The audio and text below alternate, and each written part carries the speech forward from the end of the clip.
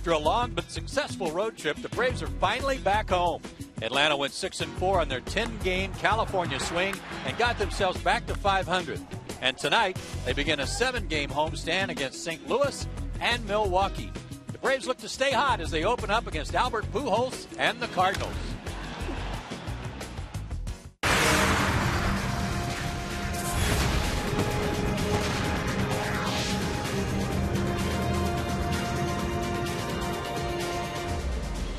Boy, is that a sight for sore eyes. After 10 long days on the road, the Atlanta Braves finally get to come home and play in front of the home folks at Turner Field as tonight they begin a series against the St. Louis Cardinals. All season long, the Atlanta Braves baseball on Peachtree TV and Fox Sports South being presented by Academy Sports and Outdoors, the right stuff and the low price.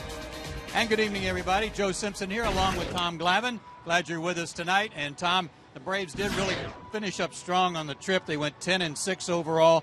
What does that momentum do for them coming home? Well, it does a lot. Anytime you can go out on the West Coast and have a winning road trip, it does a lot for your confidence. So certainly coming home, that's going to bode well for them coming into this series. They went out west, a team that was pitching very well and a team that was not hitting the ball very well at all. They come home, as you can see by those numbers, a team that's pitching extremely well and a team that's hitting extremely well as well. So that certainly will bode well for them coming back home where they're comfortable, and hopefully they can take advantage of that momentum. Well, pitching will be at a premium because this St. Louis team is the best hitting team and the hottest hitting team in baseball right now.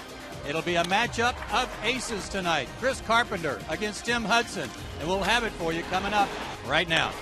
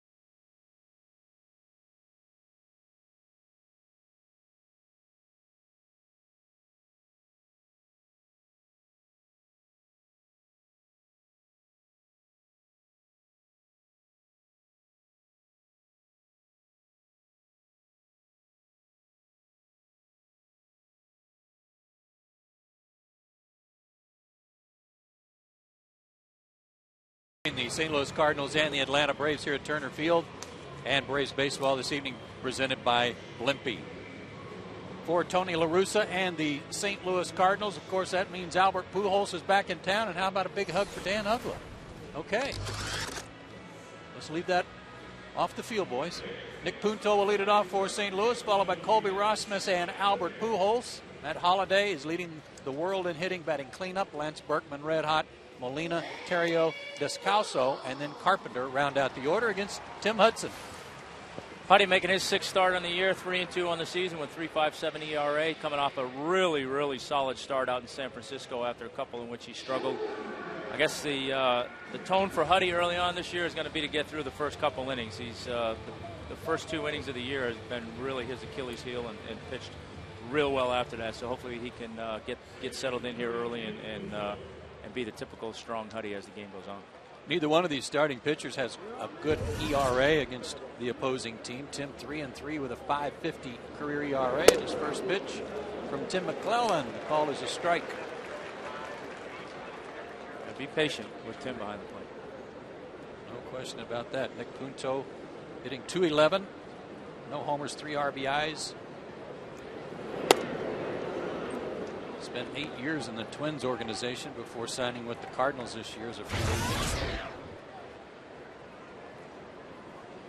And the way all these guys are hitting behind him, you better keep him off the bases. Tough play off the plate. Freddie Freeman handles one out. And the rest of the Braves defense tonight behind Tim Hudson. In the outfield, Prado, McLouth, and Hayward from left to right. Third to first on the infield, Jones, Gonzalez, Ugla, and Freeman. And Brian McCann doing the catching. Hudson making his 6th start of the year. 3-2 record, a 3.57 ERA. This is Colby Rasmus. Born in Columbus, Georgia, lives now in Phoenix City, Alabama. Having a good year.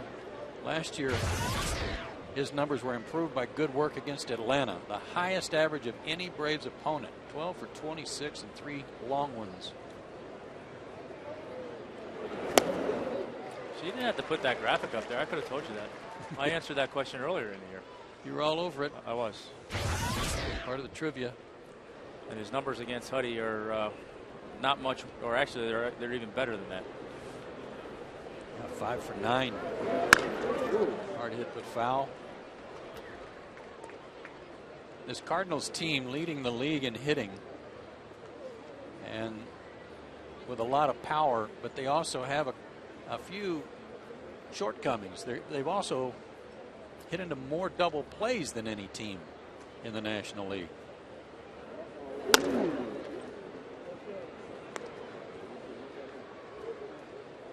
But they put it in play. They have struck out the fewest number of times, too. Tried a backdoor slider and didn't get the call.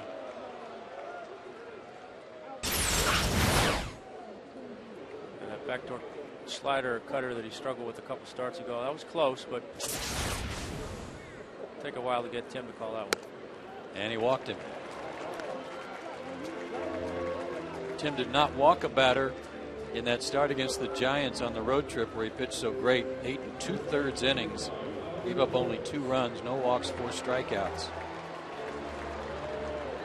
And here's Albert Pujols. Albert got off to a very, very slow start, but has rebounded. And his .258 average, not indicative of the way he's been swinging the bat lately. He's up to 7 homers, 18 RBIs.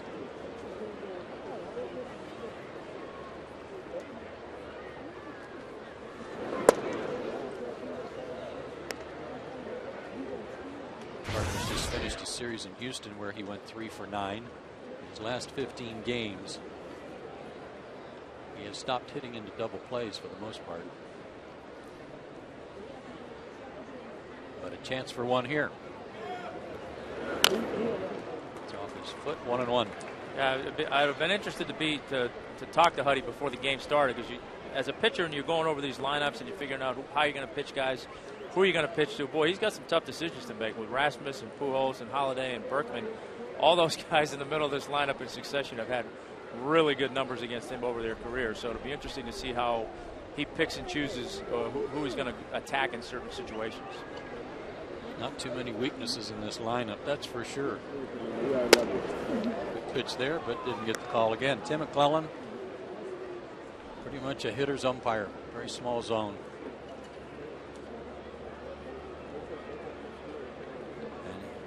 He's very deliberate behind the plate. Crew chief, been around a long time.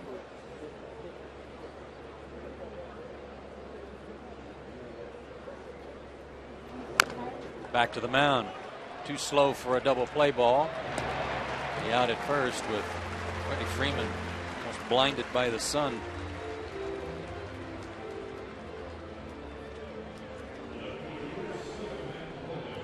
But anytime you retire Albert, it's a good pitch. Yeah, it's one of those ones. Is it's probably, like I said, too good a pitch because Pujols didn't get enough on it, obviously, to turn a double play. But you're right. I think any time, especially early in the game for Tim, where he's trying to establish himself early on, you can keep Pujols out from getting into a situation where he's going to drive in runs early. That certainly is a good thing. But no easy task here with Holiday. No, and Matt's leading Major League Baseball in hitting with a .433 average. 3 homers, 16 RBIs.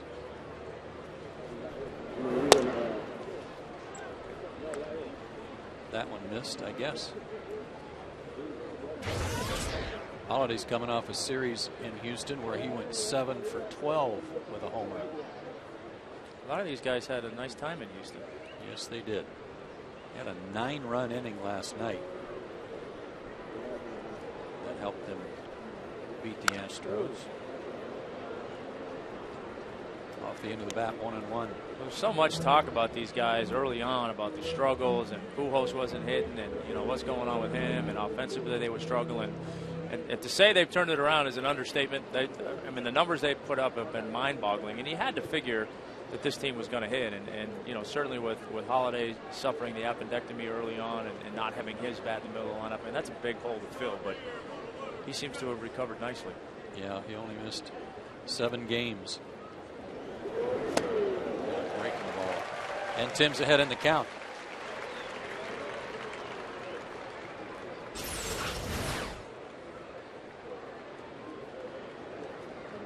Just a nice change of speed right there on his normal slider. Turn that more into a curveball, and he's going to have to feature a lot of different looks and a lot of different speeds today to keep these guys off balance. He's ahead in the count, 1-2. And got him.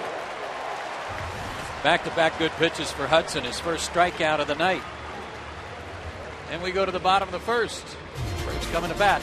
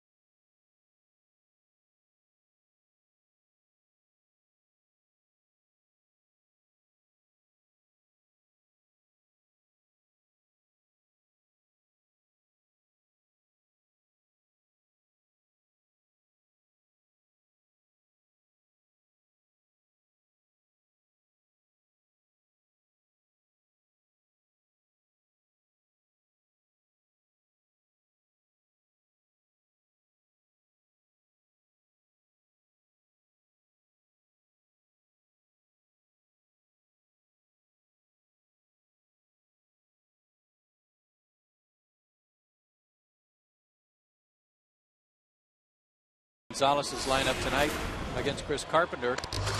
Martin Prado will lead it off, and then Jason Hayward, who had a great finish to his road trip. Chipper will bat third. Brian McCann, the cleanup hitter. Then there's Ugla, Freeman, Gonzalez, McLouth, and Hudson round out the order against a real tough customer in Chris Carpenter. Yeah, Chris Carpenter, 6'6", 230-pound right-hander, making his 6th start of the year.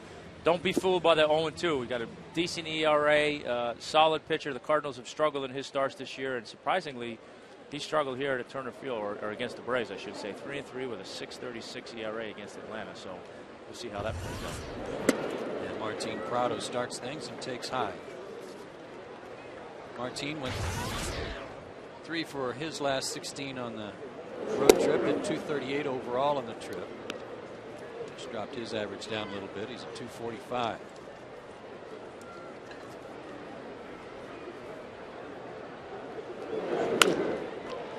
To short. And Ryan Terrio gets him. 1 out. Here's the defense for St. Louis. They're 12th in the league. They've made 21 errors. Holiday, Rasmus, and Berkman in the outfield. That means Rasmus has got a lot of room to cover. Descalso, a rookie. Terrio, Punto, and Pujols on the infield, and one of the best catchers in the game, Yadier Molina, who's won 3 straight Gold Gloves behind the plate. Jason Hayward is our subject of the Georgia Lottery hitting the jackpot, and you can see there in his 10-game road trip, last 6 games were outstanding. Yeah, he whatever it was, he figured it out leaving LA.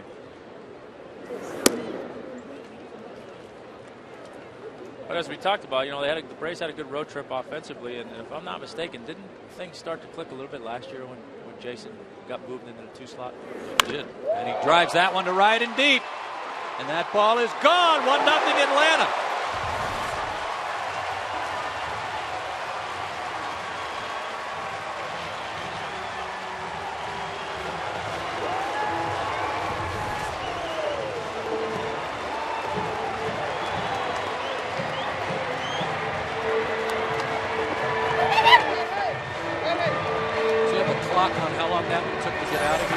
I don't think I would have been able to punch the button fast enough.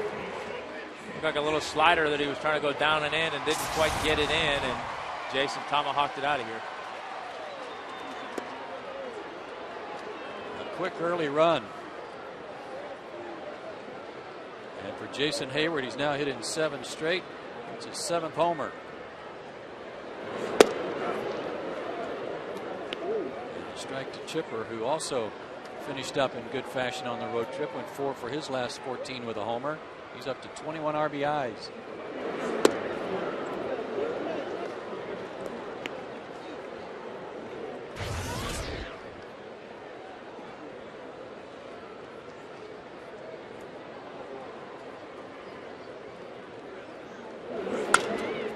Down the left field line. Long run for Holiday. He can't get it. It's over his head.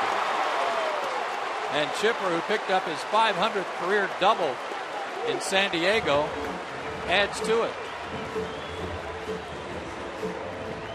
You know, as a pitcher, when you struggle against a certain team and in a certain building, you scratch your head sometimes. And obviously the pitch that he made to Hayward was not where he wanted it, but that right there is a pretty good pitch to Chipper. That's just good hitting right there. He goes down and gets that ball and fillets it down the left field line. And the look on Carpenter's face after he looked back at Molina like, you know, what do we got to do to get an out in this building? Now where do we go? Yeah, exactly.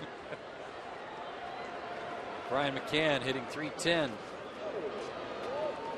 Takes down and in. Brian leads all catchers in hits with 26. His batting average is the highest of any catcher at .310, and his on-base percentage is the highest. And oh, by the way, not too bad in this situation.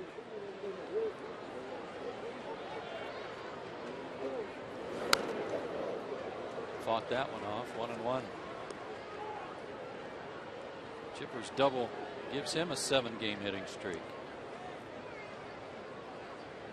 So a good sign here early that the hitting came home with the Braves on their charter from San Diego.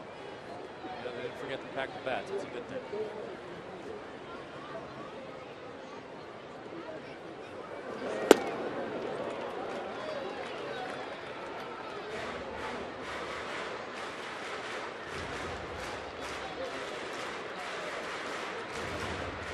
Hit 281 on the trip. Did, as you saw, most of his damage with men in scoring position. 4 for 12 in his career against Carpenter.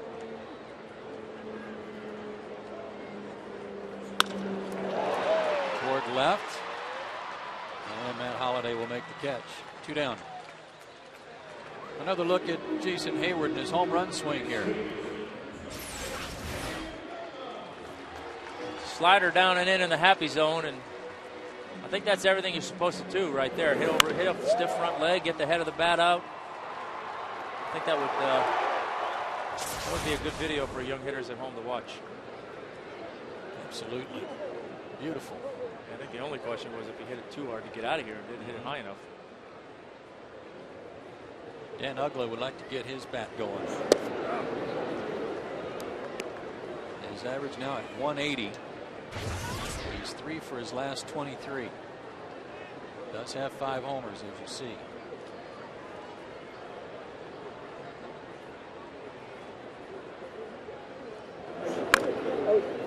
Breaking ball 0-2. Dan had some good numbers last year against St. Louis, while with Florida he was 6 for 17, hit 2 homers against St. Louis.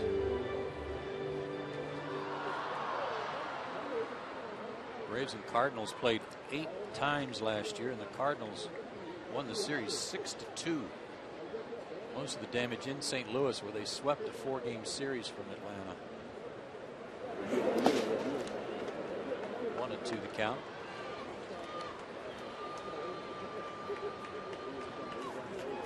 Chris Carpenter, just turned 36 years old, 3-time All-Star. He won the 2005 Cy Young Award. He went 21-5 that year with St. Louis.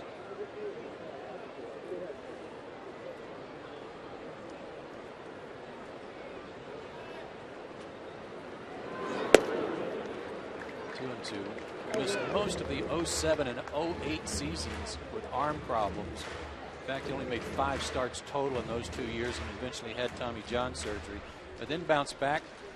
And in 09, he won the Comeback Player of the Year award, going 17-4. And you know, Tim Hudson won the Comeback Player of the Year award last year. Just a good, solid pitcher. He's a battler. He's going to give you everything he has. And you see by the numbers, he gives these guys a chance to win every time he goes out. They just haven't been able to take advantage of it. Breaking ball missed. Full count. Would you make any comparisons of him to Roy Halladay in the way they pitch? Similar, yeah. I mean, obviously at this stage of the game, I think Roy's got a little bit better stuff and probably a little bit better command. But yeah, similar. I mean, just hard sinkers, hard slider. They'll mix in that big breaking ball and change, and they just, you know, it's always moving the ball around. And very seldom do you see the same look and the same speed. 20th pitch of the inning is sliced down the right field line. Fair ball into the corner. That'll get Chipper home, and Uggla's got a double and his 9th RBI with some good hitting and a good at bat.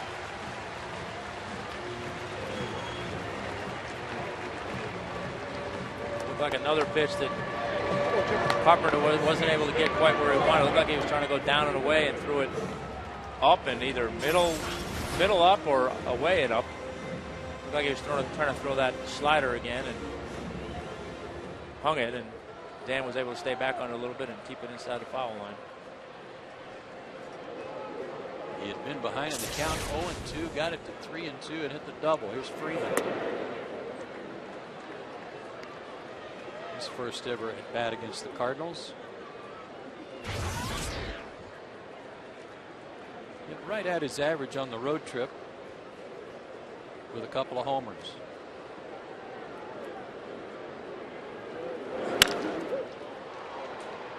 That's to Punto. We'll record the last out. But the Braves get on the board first. 2 big runs in the first inning off Chris Carpenter. Jason Hayward provided everything for the first one.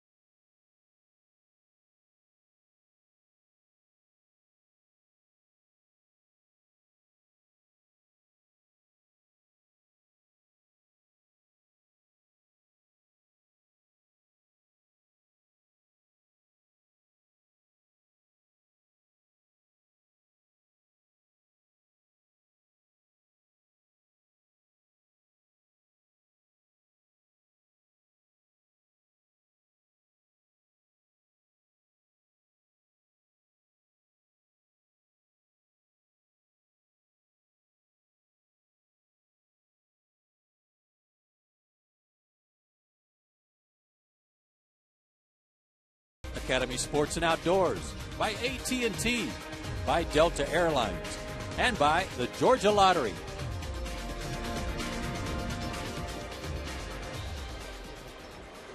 Tim Hudson back out there for his second inning of work and enjoying a 2-0 lead. At first pitch swinging is Lance Berkman.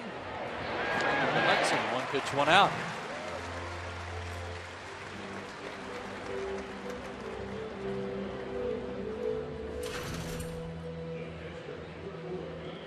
Lance Berkman, as hot as anybody in baseball. He's got the second highest batting average in Major League Baseball behind Holiday, his teammate. So nice to get him on 1 pitch. Yeah, especially after you sit in the dugout and watch your teammates go out there and spot you a 2-0 lead. You get a guy that hot out on 1 pitch. It's about as good as you can hope for. Here's Yadier Molina, hitting .274, a homer, 10 RBIs.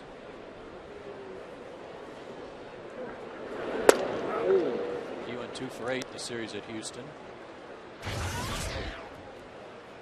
Last year set a career high with 62 RBIs.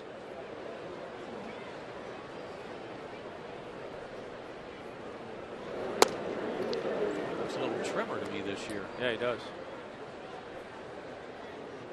They have anybody else in that family they can catch? They do have. There's a brother or 4. Is he the youngest, or? I think he is. Yeah. Pretty good production out of one family.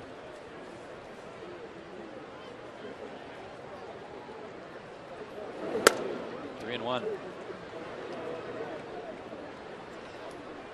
Tim's 1-1 so far on the year here at Turner Field, but a great record overall since he joined the Braves.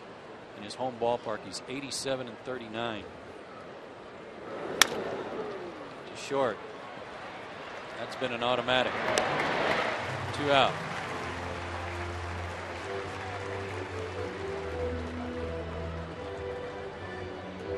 Alex Gonzalez is playing superb defense from day one, leads all shortstops in fielding percentage.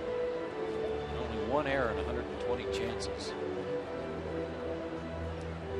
That certainly will boost the confidence of your pitching staff when you know you got a guy like that behind you. And he makes it look easy. I think sometimes we take for granted how good he really is out there. We keep saying to one another, Tom, we didn't know he was this good. We saw him play for about a half of a season last year, but I don't think we appreciated just how good he was. No, I was going to say, I don't think you appreciate it. I think you know he's a good shortstop, but until you get the chance to see it every day, you don't appreciate how good he is. Ryan Theriot hits with 2 out. He's hitting .311. Never had a hit off Hudson, though. He's 0 for 9.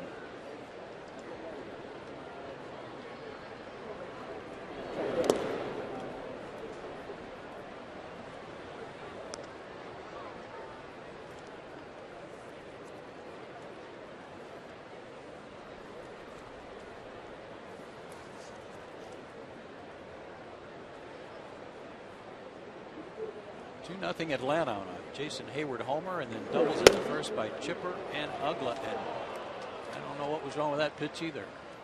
He's been consistent, not giving it either way. A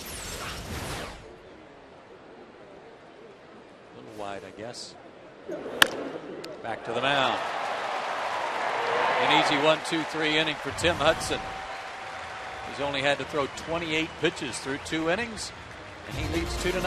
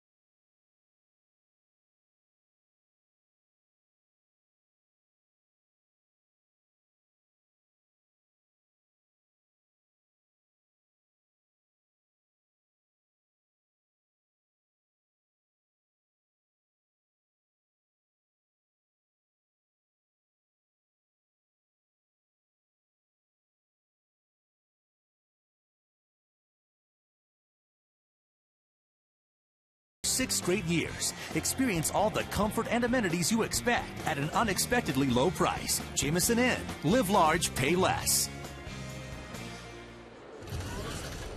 Bottom half of the second inning. Braves will try to add on to their 2-0 lead. Gonzalez, McLeod, and Hudson about the third of the order, and Alex rips one to center. Colby Rasmus got a great jump on it, though, and robs him of a hit.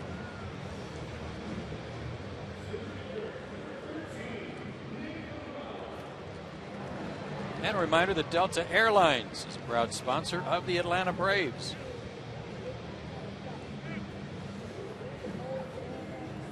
Nate McLeod had a good road trip. He had 289 on the trip, raised his average up to 244. He seems to like batting eighth, Tom. Yeah, he does. I don't know what it is because nobody else seems to, but he seems to be comfortable down there. Like we talked about, similar to last year when Nate moved down and Jason moved up, it seemed like that's when this offense started to click. But, you know, Freddie gave him a shot in the 2-hole after having a good spring. On the ground, and it's past Terrio, base hit. And his average on-base percentage just keep going up.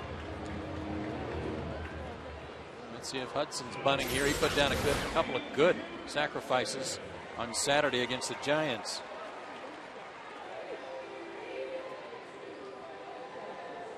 Well, sometimes in these games, managers get against Tony La Russa, and maybe they might think about outsmarting him a little bit and maybe hit and run right here. But I think, you know, early on right here, we're trying to add to the lead of safe plays for Huddy to be bunting, and at least he showed bunt. Yeah, at least for now.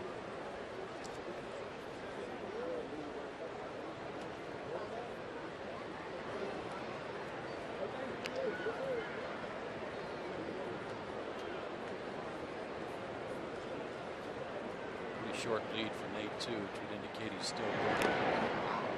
But he fouled that one off Molina. Catchers love that. Yeah. Well, that'll teach him for trying to come out of there too fast.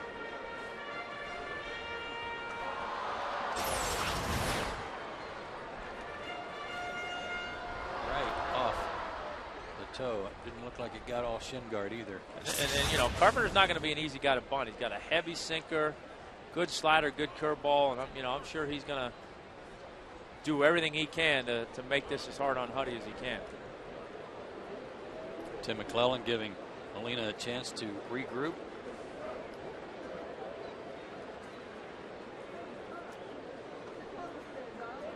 Hudson shows bunt again. And takes low.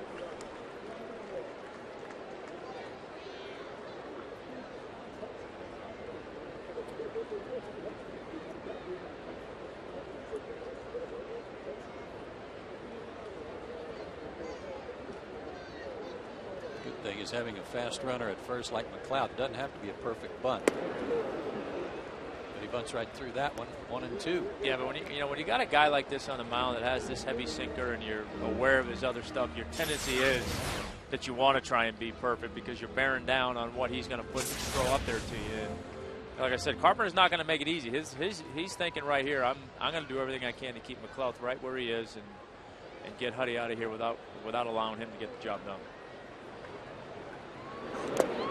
The other side of it too, Tom, is even if you take the bunt off here with 2 strikes on him and want to run, you're really taking a big chance because Molina, since 2005, he has a caught stealing percentage of 42%. That's by far the best in baseball. Yeah, I think your percentages are better to try and get the 2-out bunt down than to try and run on Molina.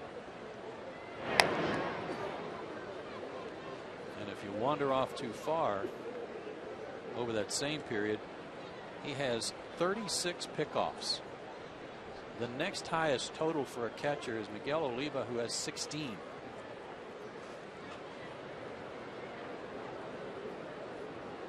And that'll be a strikeout. And it'll go in the books as the first strikeout of the night for Carpenter and Martin Prado, the hitter. And the pitchers will be out working on their bunting tomorrow.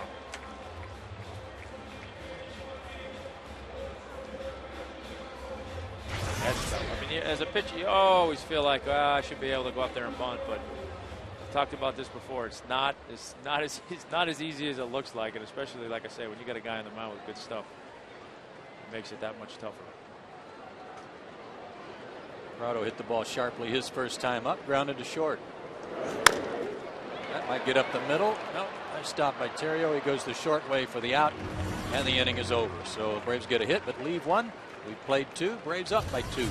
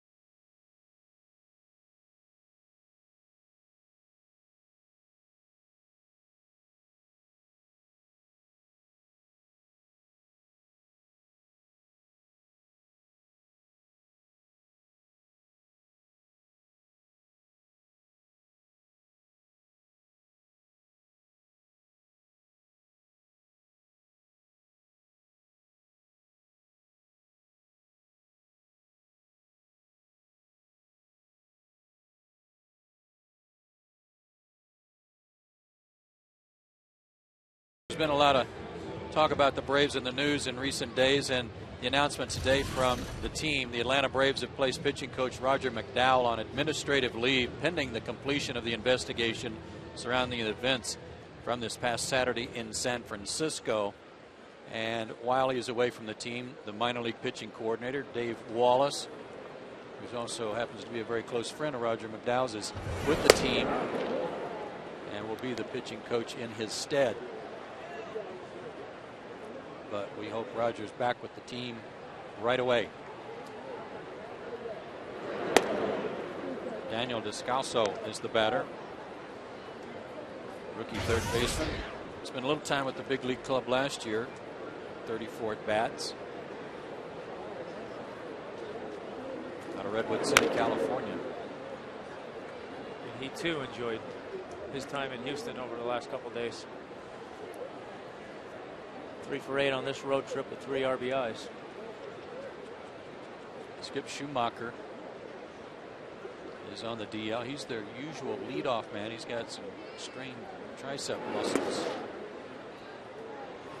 Had their share of injuries. Of course, it started with Adam Wainwright in spring training, when right away and early in spring training, Adam injured his elbow and had to undergo Tommy John surgery. He'll be out for the year. Might see Adam while the Cardinals are in town, since St. Simon's is his home. And another foul ball off the foot of Descalso. I guess if there's any saving grace for Wainwright and the Cardinals, the injury happened so early and should be ready to go, I would think, in spring training and ready for next season. So he won't have, like Chris Medlin had, where he's going to miss part of last year and most of this year, and then it kind of feels like it goes on forever. Kind of a dent into 2 seasons. 2-2 pitch misses low.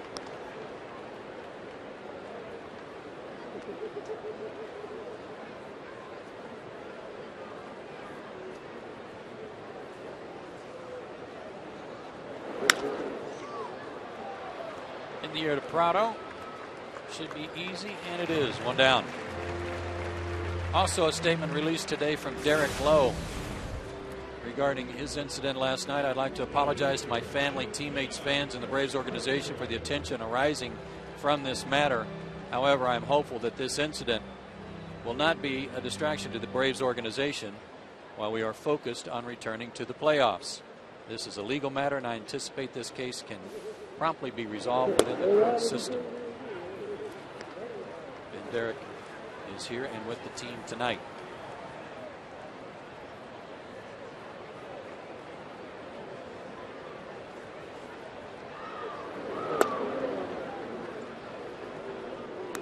Chris Carpenter, the pitcher, not a bad hitting pitcher. 1 for 9 with a double on the year, but he's got a couple of homers in his career too.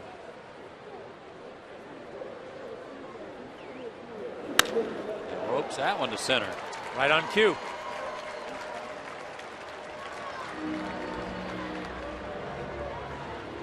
One of his homers was hit right here, Tommy, last year. Yeah, later in the year, if I recall correctly. Yeah, Mike Minor, September. Just a line drive to right field. Got just enough of it, scrape it off the top of the fence and bounce over the wall. This guy to greeting was Albert Pujols with a big smile on his face. Yeah, the guys love it when pitchers hit home runs. Nick Punto grounded to first his first time up. Shows bunt.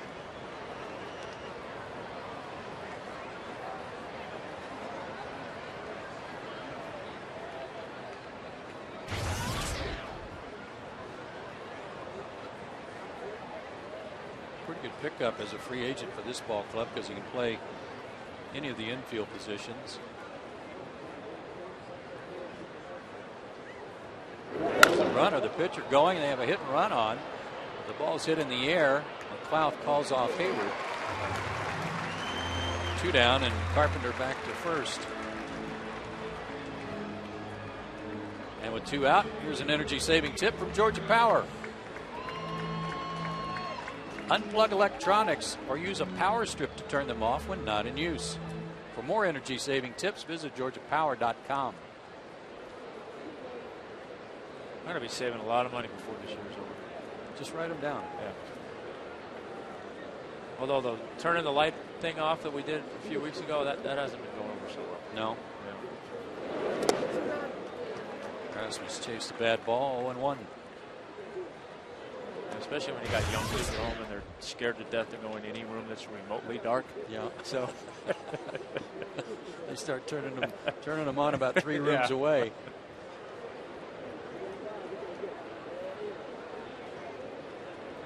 Rasmus walked his first time up. Was left at second base in the first inning. 1-1.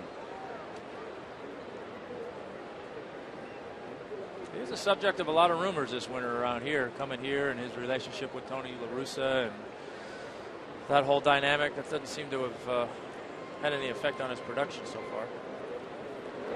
In fact, it almost looks like it stirred him up a little bit. He's off to a good start. Chased another bad one. 1-2 the count.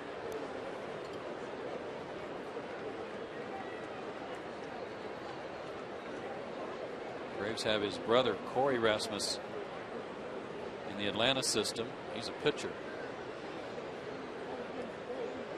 He was a supplemental first-round pick in 06. And slicing and dicing him up was Tim Hudson. Rasmus down on strikes. That's 2 for Tim. We go to the bottom of the 3rd.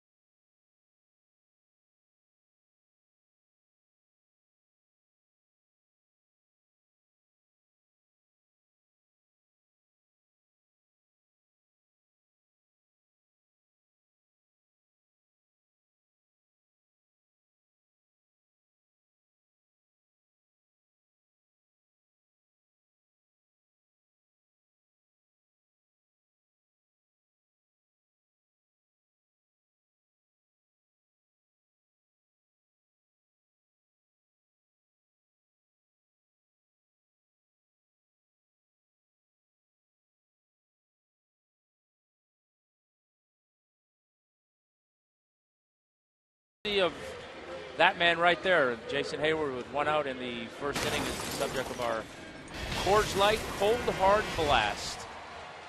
It's a slider that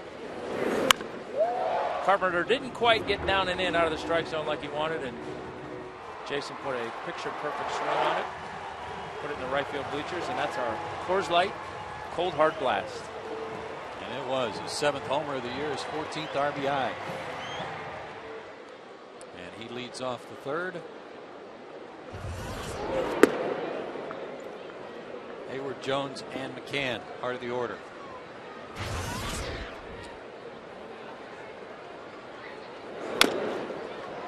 Might be a tough play. Carpenter waits for it to come down, gets him.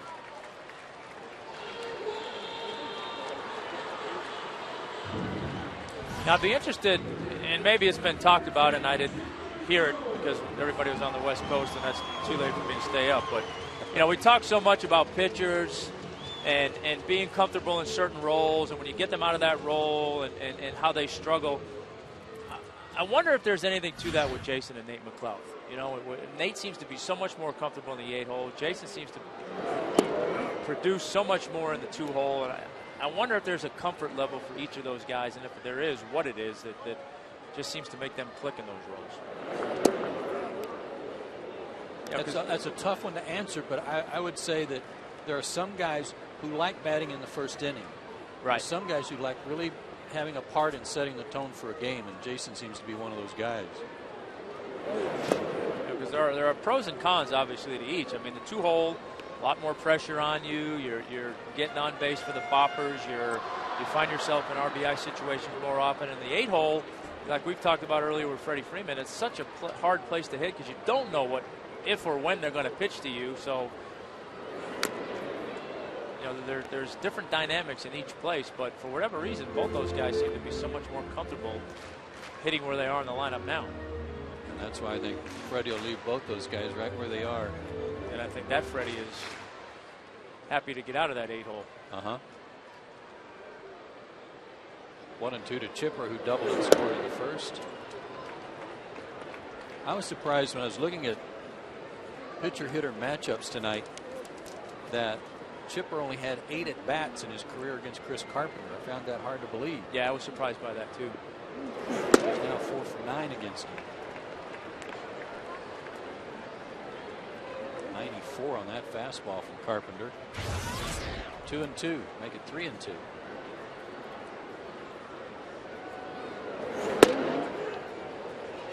Got him looking.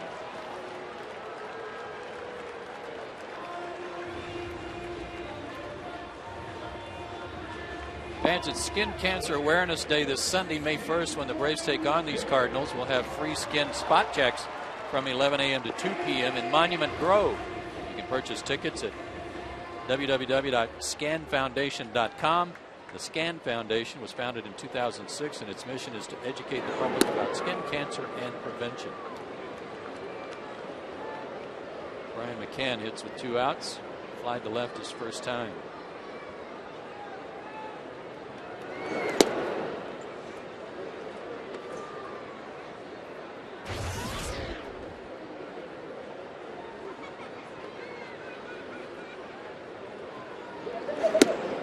Chris Carpenter on the disabled list 8 different times in his career. This is his 14th year in the big leagues. Some of those stints were lengthy because of arm problems. Back through the middle. Terrio was playing up the middle but couldn't get it. And Brian McCann has a 2-out hit.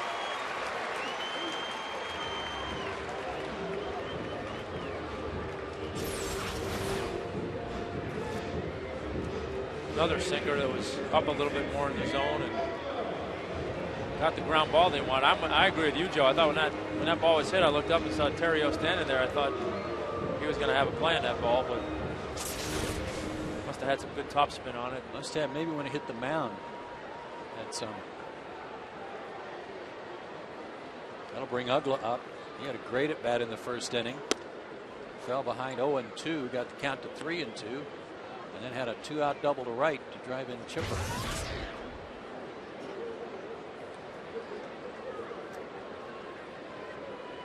Good start to his homestand. at it.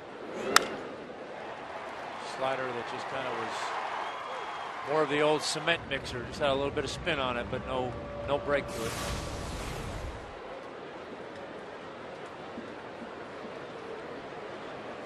I heard Chipper say to Ugla the other day, after Dan had suffered through another tough series against the Padres, he said, somebody's going to pay. Well, you know they will sooner or later. I mean, he's going to get it going, and when he does, it's going to be fun to watch. Sends that one in the air to shallow right. Pinto calls for it and has it. The inning is over. Braves get a hit, strand one, and we've played 3 innings. Atlanta leading it 2-0.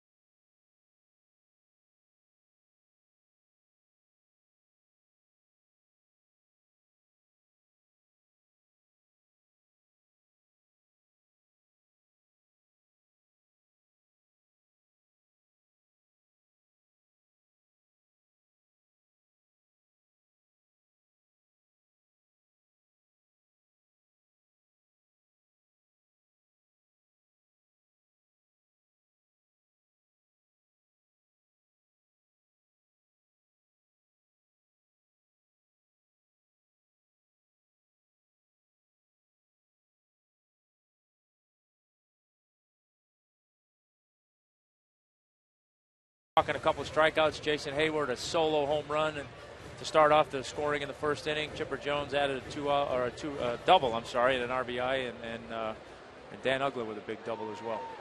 I'm sorry, Chipper didn't have an RBI. He just had a double. Ugla had the RBI. Dan's 9th of the year. Part of their order. Pujols, Holiday, and Berkman due up. Pujols, a little tapper back to the mound his first time up. He's the subject of our Sunshine House leaderboard. He and the Cardinals, I should say, as they are first in some very serious hitting categories. Well, they're going to have to keep that pace up. As bad as their bullpen has been, they're going to have to keep them out of the decisions as much as they possibly can. Ton of blown saves for their bullpen, and now it's kind of a revolving door down there as to who's going to pitch on any given night to finish games. But one thing's fairly certain, it's not going to be Ryan Franklin, who has been their closer over the last several years. A nice soft line drive by one of the best hitters in the game. And you almost consider that a moral victory right there, because you didn't hit it hard, you kept him in the ballpark, and now you try and roll up the double play ball. It's a good sinker, and that's what good hitters do. Just went down and did what he's supposed to do. Hit the ball where it was pitched. Matt Holliday struck out in the first, leaving a runner at second base. That's got him with some breaking stuff. Starts him with another one. And Jason Hayward says he's got it. Hard to see the ball this time of night, but Hayward's all over it. 1 pitch, 1 out on Holiday. You'll take that too. Yeah, anytime you get these guys in the middle of the lineup on 1 pitch, you're doing yourself a big favor. And he got Berkman on 1 pitch to lead off the second. Berkman went into Houston against his old team He went 8 for 14 with 2 homers. Both homers were in the game yesterday.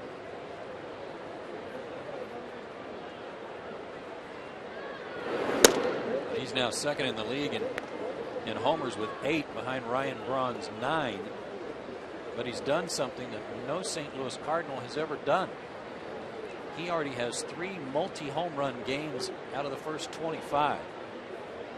No St. Louis hitter's ever done that.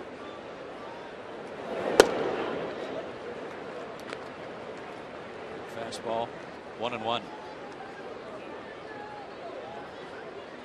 There his season ranks in the National League. Second in RBIs to Prince Fielder of the Brewers. Both Braun and Fielder will be here beginning Monday night.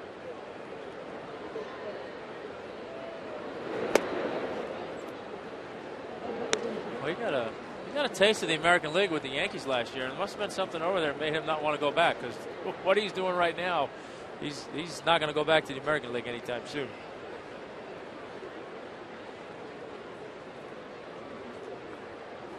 Switch hitter batting left.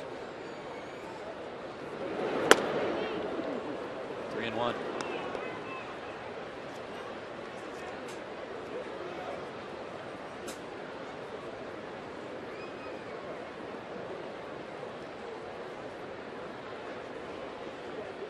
Berkman, a .292 career average against the Braves with 12 homers.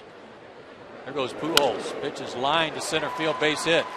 Albert looking at McLeod, will take third as Nate bobbles the baseball. And they're on the corners with 1 out.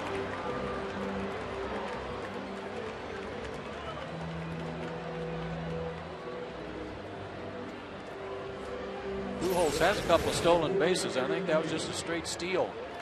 Yeah, I mean, you don't figure that your guy hitting 400 with 8 home runs is going to be a guy you're going to hit and run with, but Lance handles the bat well. He doesn't swing and miss a whole lot, so Pujols might have been playing along right there, figuring if he gets a pitch to hit, he's not going to miss it, or maybe even it was a 3-1 might be an automatic run count like it is with a lot of managers.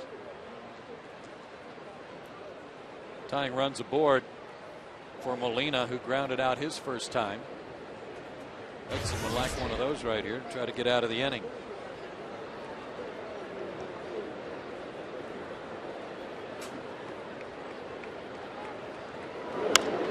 Down to play. Well, this is the portion of the game where Tim's been on his game so far this year. Innings 1 through 3, he's given up 14 of the runs that have been scored on him this year, and in innings 4 through 8, he hasn't given up any. So it's kind of a telltale sign that once he gets settled in, he's tough to get to. So nice ground ball double play here to keep that trend going.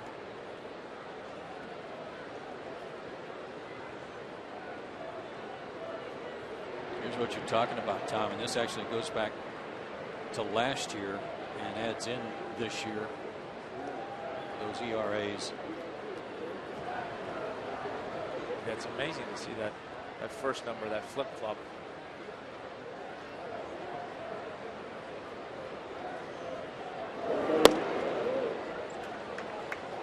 Kept him honest with a fastball, 1-1. That's a good pitch right there. Now he can either go back in there, or that certainly opens up the outside part of the plate for that either that comeback sinker or that slider. Slider would be more of a swing and a miss pitch. Sinker more where you're looking for the contact and ground ball double play. And you got catcher speed at the plate. But he drives it to center and deep. McLeod going back, still going. He'll make the catch, but Pujols will tag and waltz home. And the Cardinals are on the board, and it's 2-1. Molina picks up his 11th RBI. It's funny there. I was watching Brian set up, and it looked like they were. The way he was set up was almost like they had an 0-2 pitch that they were trying to go up in the zone. It looked like he was giving his target a little bit higher than he normally does. Subsequently, that pitch was, I think, a little bit higher than how he wanted it to be. He hit it right. Throw it right to the mitt. Yep. Wish they'd have thrown it for me more often. You and a lot of guys.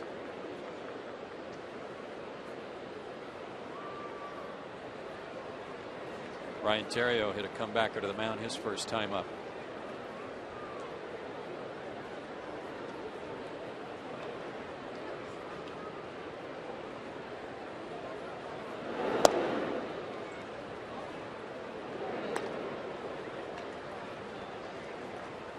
Tony La Russa, the skipper of the Cardinals, in his 16th year of managing St. Louis. In his 33rd year overall. I can't believe he's been there that long. I know.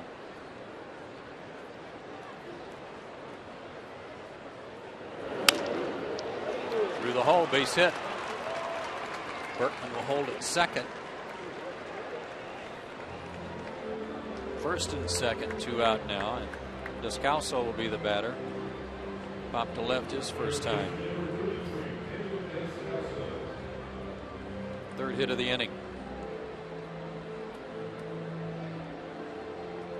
Kind of seeing a little trend here, Tom, especially with Hudson knowing that a lot like Carpenter, if you're trying to pull everything, you're going to play right into his hand, and they already this inning they're trying to go up the middle and the other way.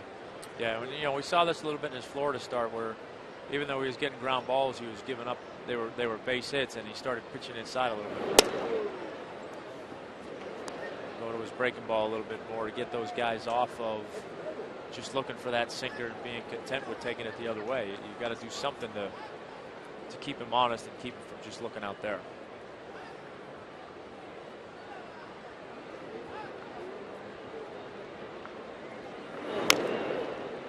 Descalso played his college baseball at University of California, Davis. There's a I don't know, is it Tony Graffinino or a little Graffinino John Mabry, something? He looks like somebody. Uh-huh.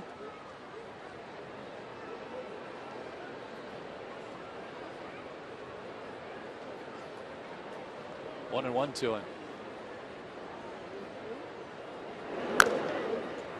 He's just beating the tar out of his front foot on these foul balls. He's got a shin guard on. I don't know if that's doing him a lot of good. He's going to have to trade that one in for one of Molina's next time he comes up to hit. He's hit above and below it. Yeah, right off the toe.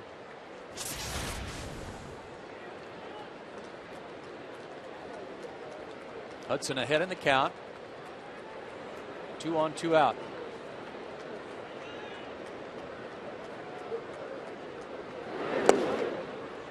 Stopped by McCann, 2 and 2.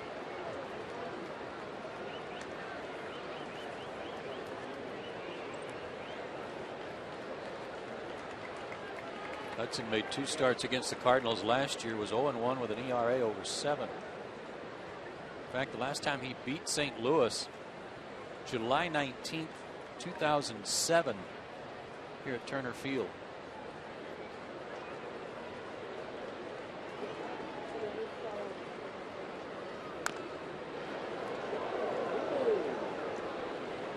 Good thing he's had a couple of one-pitch outs, because his pitch count is starting to creep pretty quick now. He's only thrown 28 through 2 innings. He's up to 64 now.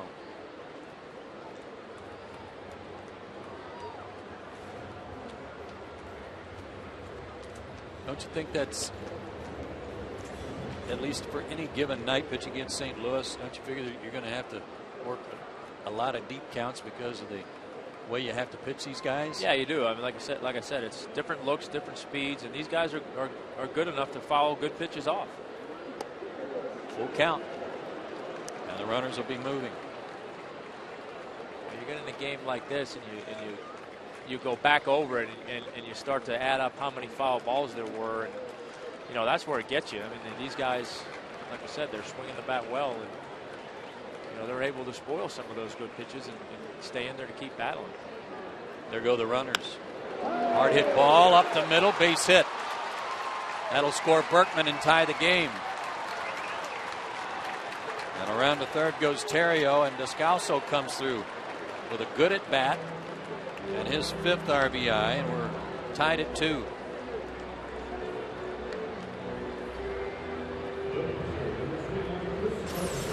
Another good battle. Tried to go sinker down and away, and ended up down, but more in the middle of the plate, and Got just enough of it to get him by Ugla.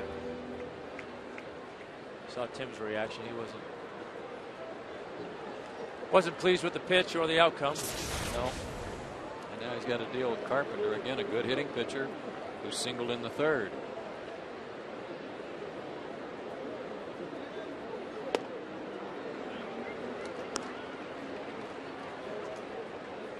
Carpenter was originally a first-round draft pick back in 1993 by Toronto out of Manchester, New Hampshire. I knew there was something I liked about him. There you go.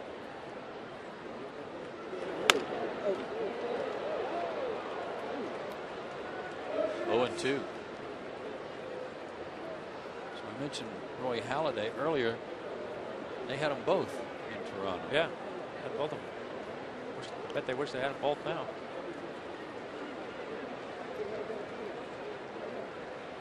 Carpenter kind of getting the bees out of his hands after that slicer off the end of the bat. He's not looking for one on the handle or off the end of the bat right now.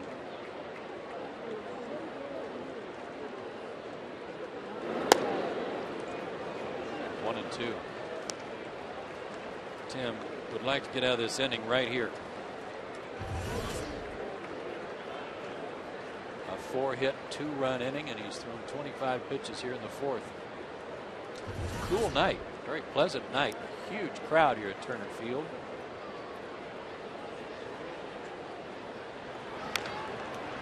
Another foul ball. And that's just what Huddy's saying right now. Is bad enough I got to deal with foul balls on the hitters. Now I got the pitcher fouling stuff off me.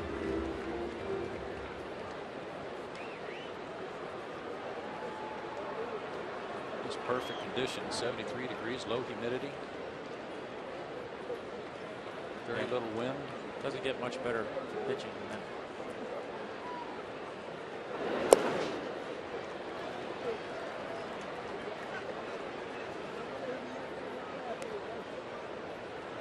There's definitely not that free and easy delivery that we saw the first 2 innings when he was kind of cruising. First 3 innings. Yeah, he's trying to be perfect. His wheels are spinning right now, trying to figure something out. 2-2. Got it. That ends the inning, but the Cardinals tie it up. We go to the bottom of the fourth. Freddie Freeman will lead it off. 2-2 tie.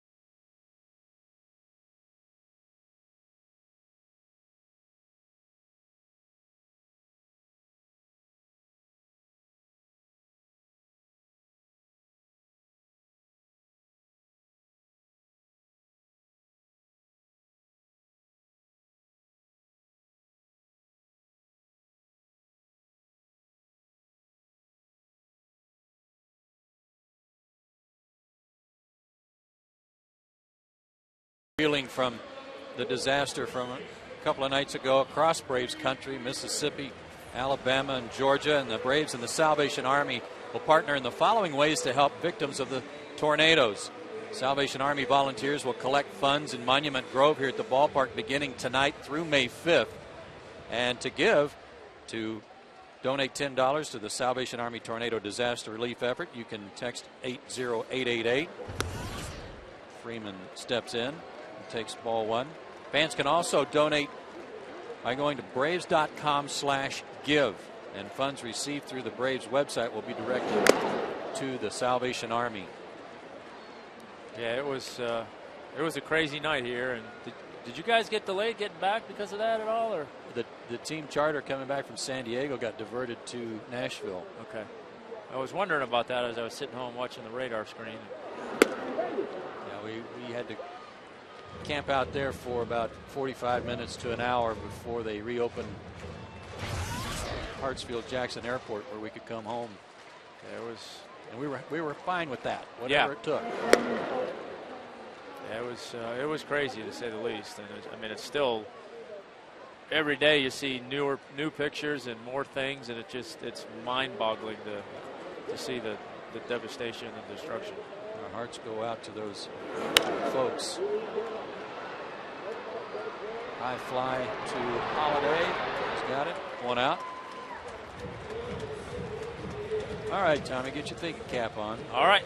Time for our AT&T U-verse trivia question. It's Dave Duncan, the pitching coach for the Cardinals. He's in his Major League record 32nd year as a pitching coach. Who has the second most seasons as a pitching coach? Oh, we're told that that's worded wrong. They want to know whose record. Okay, because that was going to be my question. Is that guy? What was his status? So whose record did he break? Okay. Alex Gonzalez looks at ball 2-0. Hit a shot to center that Rasmus caught his first time up. How about Ray Miller? He was around a long time. Roger Craig? Yeah, Roger Craig was around a long time. Although he was around a lot as a manager, too, so I don't know. I'd kind of like to know who Connie Mack's pitching coach was. You figure that guy might have been around a while, too. There's a shot to center he won't catch. One out single for Alex. He had a good series in San Diego. Got his bat going. He was 4 for 12.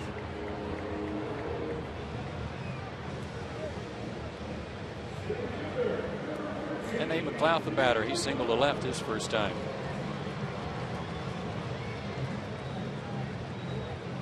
Five hits for the Cardinals, 6 now for Atlanta.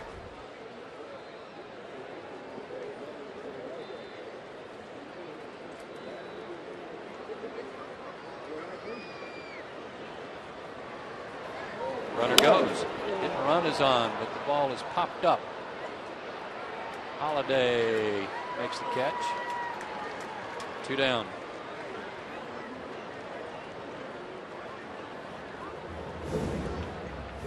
And Tim Hudson will be the batter. Tim struck out trying to bunt a runner over his first time up.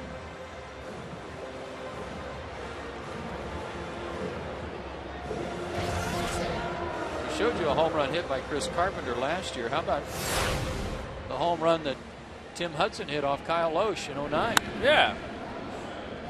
You're going to hit one against us? Well, I guess Carpenter's was payback for Huddy's. So. David Ross right there to greet him with a big smile on his face.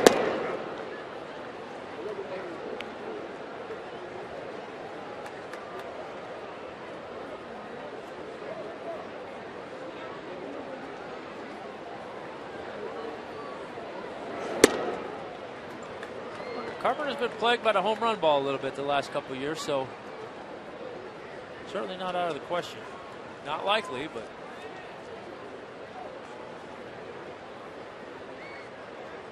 Never know with Tim. He can swing it.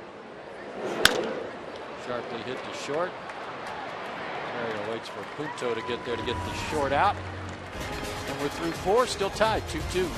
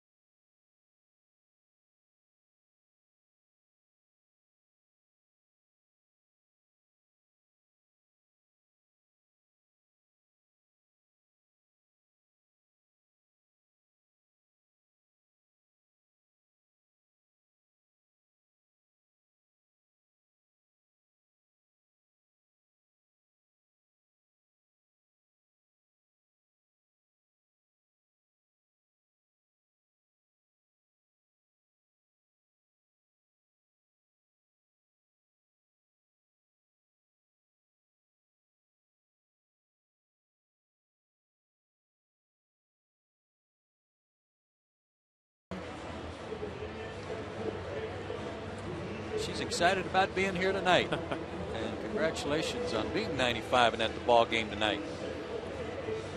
Looking pretty spry. Feisty.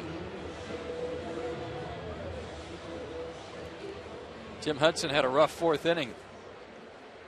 Gave up 2 runs on 4 of the 5 hits he's allowed so far tonight. Top of the order, and Puncho will lead it off. 0 for 2.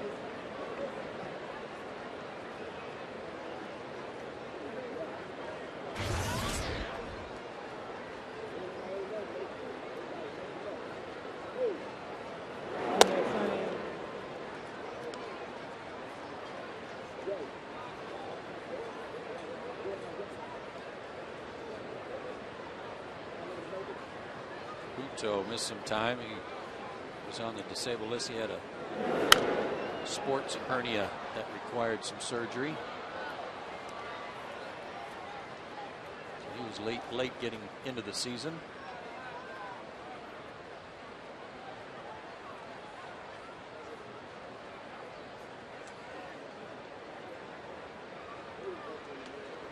Switch hitter. It's only his 22nd at bat of the year.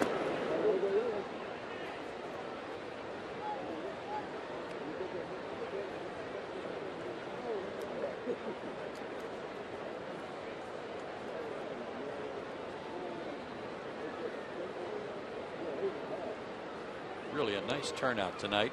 Boy, they've been treated to great weather and a good game. It's a little more like it. Ground ball. Ugla handles it. 1 away. All season long, Atlanta Braves baseball on Peachtree TV and Fox Sports South is being presented by Academy Sports and Outdoors. The right stuff, the low price. Joe and Tom with you from Turner Field. Glad you're with us tonight. First game of a week-long homestand.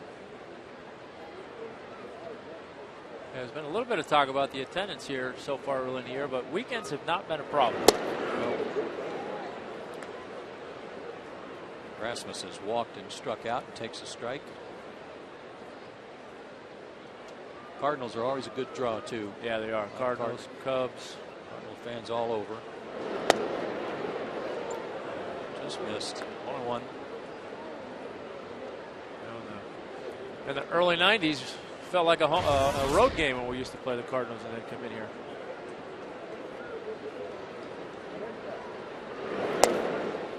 Two and one. You can see Huddy's just a tick off. He can't quite get that backdoor slider to catch the plate. He's struggled here a little bit with his consistency on his sinker, getting it down where he wants. Fastball there, up. Even that, he threw it by him, but it wasn't where he wanted it. Yeah, you can see his wheels are spinning just a little bit. And as a pitcher, it's kind of the last thing you want to do is be out there thinking. You just want to get the ball and make your pitch. If something's not working like that backdoor slider, do you then, I mean, you can't bag it, but do you then start saying, okay, well, what is working? And let's stick with that? A little bit. You focus on that a little bit more. Yeah, pitch bounced. Tough hop by Freeman. Handles it, tosses to Hudson. And some more terrific glove work by the rookie first baseman.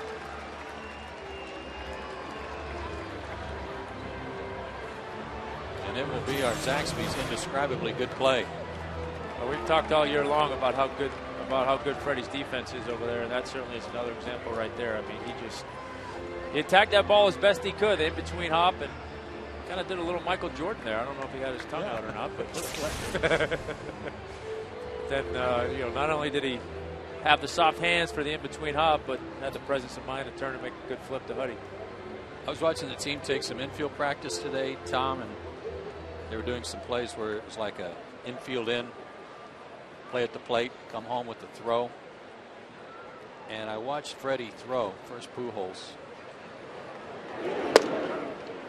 And Freddie Freeman was throwing the ball so hard I couldn't believe it. I was standing next to Nate McLeod. I said, wow, Freddie's got a good arm. And he said, I think he might have the best arm on the team. Well, he never gets a chance to show it off over there. Oh boy, did Ugla have him played perfectly up the middle. Pujols hit that one right off his thumbs, and a good quick inning for Tim Hudson. 1, 2, 3 go the Cards. Top of the order due up for Atlanta.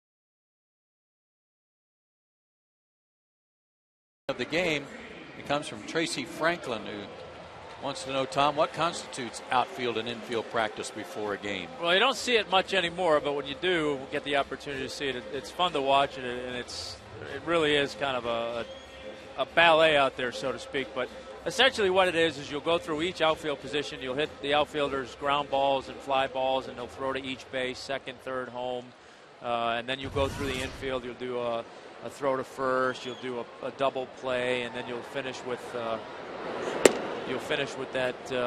infield in situation where you make the throw to the plate, but it's the ball's constantly moving, guys are going, covering bases, catchers are in it. It's really fun to watch. I like the ballet description. It is that way. Martin Prado leads off the bottom of the 5th. He's 0 for 2 tonight. And by the way, players usually hate it. So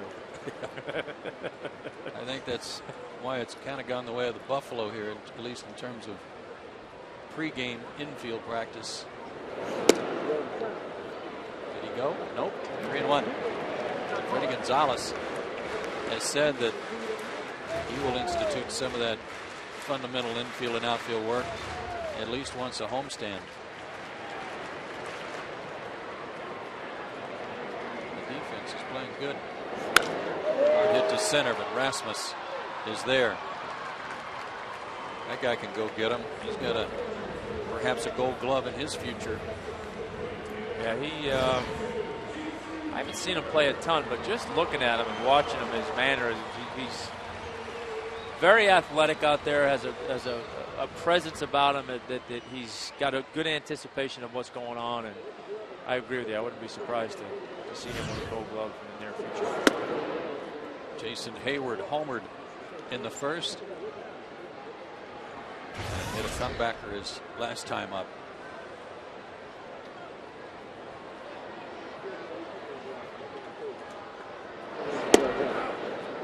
He hit a low laser into the right field bleachers for the Braves' first run. Then Chipper doubled, and then with 2 outs, Ugla doubled him in.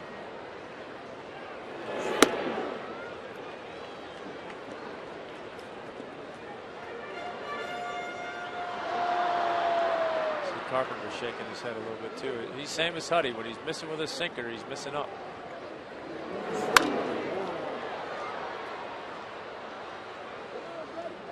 Long foul makes the count even, 2-2. That home run Carpenter allowed was his 5th of the year.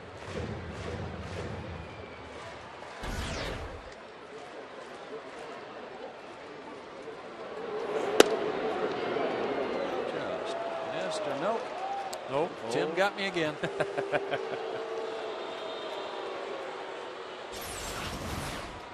Third strikeout. Sinker down.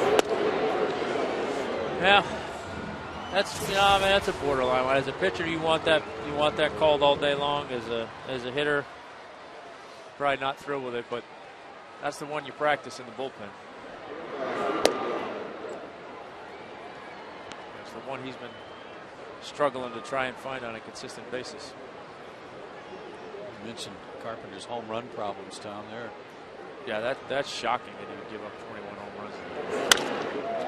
Hit and a one-hop shot, gloved by Punto, and throws him out, robbing Chipper of a base hit.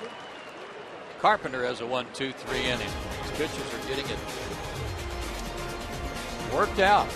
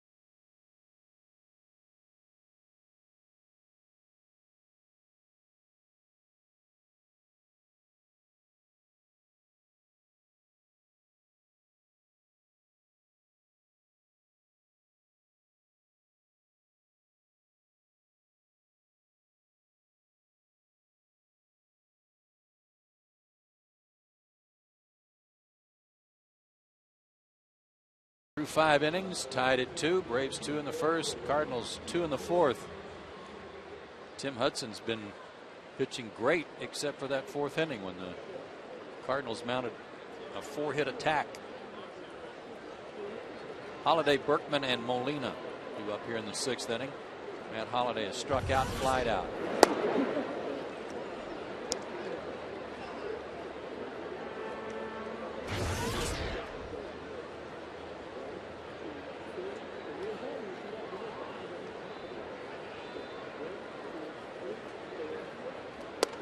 All that talk about how Holliday only put up good numbers because he played at Coors Field when he was with the Rockies. I think he's kind of put that to rest. Yeah, I would say so. I think he's shown that he's a pretty good hitter, whatever ballpark he's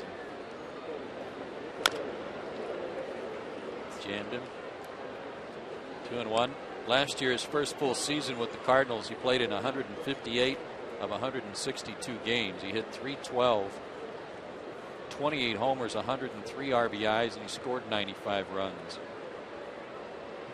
And he stole 9 bases. I don't think he's ever going to win a Gold Glove. No, I don't think this so. guy can hit.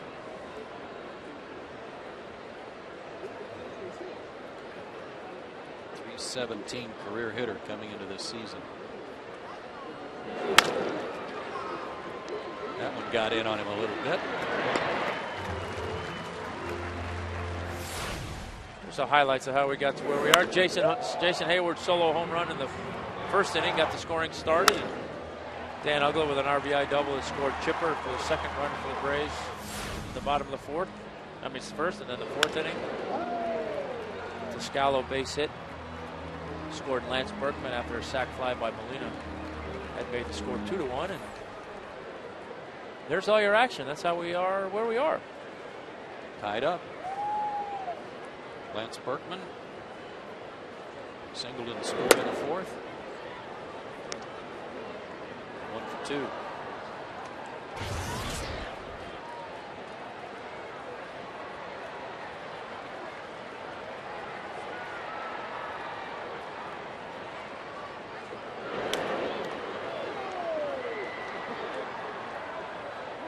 There had to be some sort of comfort level for him that was lost too. I mean, he's a Houston guy. He went to Rice University. He played for the Astros, and now all of a sudden he's in New York playing for the Yankees. Yeah, and that's not an easy place to go to for a full season, let alone in the middle of a season. So, yeah, you go from playing in your backyard to playing in the Big Apple and all the pressure that goes along with that. And, you know, he was banged up a lot last year too. That certainly was part of the problem for him as well, but he's always been a hitter. He walks on 4 pitches. Second walk issued by Hudson. That'll bring Molina up, who's grounded out and delivered that sacrifice fly you mentioned. And Freddie Gonzalez on his way out to the mound to talk to Hudson. Yeah, Huddy's mannerisms were a little bit strange in that at bat, and I know he threw a couple pitches away, not the way he wanted to, and he's kind of moving around a little bit like something didn't quite feel right, but felt good enough to talk Freddie out of anything. Sitting up here, we can see some funny mannerisms, or if a guy's taking a lot of time walking around the mound or something between pitches. But it's always been amazing to me how when Bobby was the manager, Leo was the pitching coach, Roger McDowell is the pitching coach, Freddie, they see the littlest thing that's not right. They don't miss a thing and run out to check on it. Yeah. This was the 2-0 pitch here, and you see him grab his hip, and I mean, he didn't. That was just. That's like shanking a shot on the driving range. That pitch wasn't anywhere close to where Huddy wanted to throw it, and you know that's the first thing you look at. But you know, back to your point, when you're watching these guys day after day after day, and you're so tuned into what their mechanics are and their mannerisms are, you know, beyond being ticked off over a pitch or something like that. It's when you're paying attention, it doesn't take a lot to make you say, hey, what was that? What's he doing? What's wrong? Just in case Eric O'Flaherty's beginning to loosen up.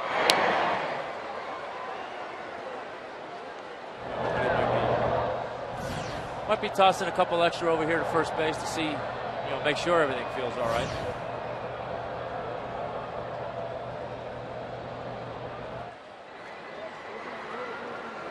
Ball and no strikes to Molina. Cardinals have hit into 35 double plays. That's the most. The second most belongs to a couple of teams who have hit into 24. So they've hit into 11 more double plays than any other team in the National League. Atlanta's only hit into 15. Well, there's two ways to look at that, as we've talked about. Either you're getting a lot more opportunities with runners on base than other teams, which is a good thing, or you're just not hitting very well in those situations. Well, they're definitely getting the guys on base.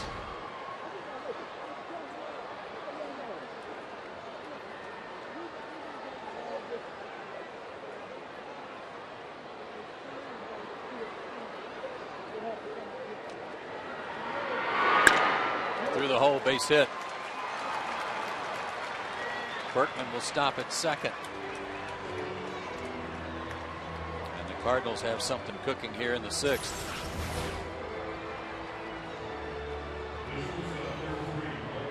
Yeah, another one of those sinkers that didn't find their spot. Been a strange inning for him. He's thrown 10 pitches. I think that was only the third strike he's thrown in the inning. So, you know, something's not right. I mean, I'm not saying he's hurt, but clearly there's something that he's struggling with his mechanics a little bit right now to get in the strike zone with quality pitches the way he wants to. It just looks like it's something more than just being uncomfortable. Stopped by McCann. Ontario singled his last time up, 1 for 2. Hits are even at 6 apiece.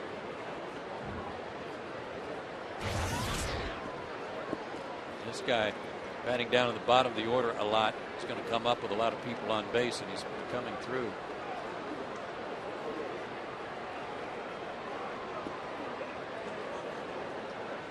See if you can make one more pitch right here, get a ground ball double play.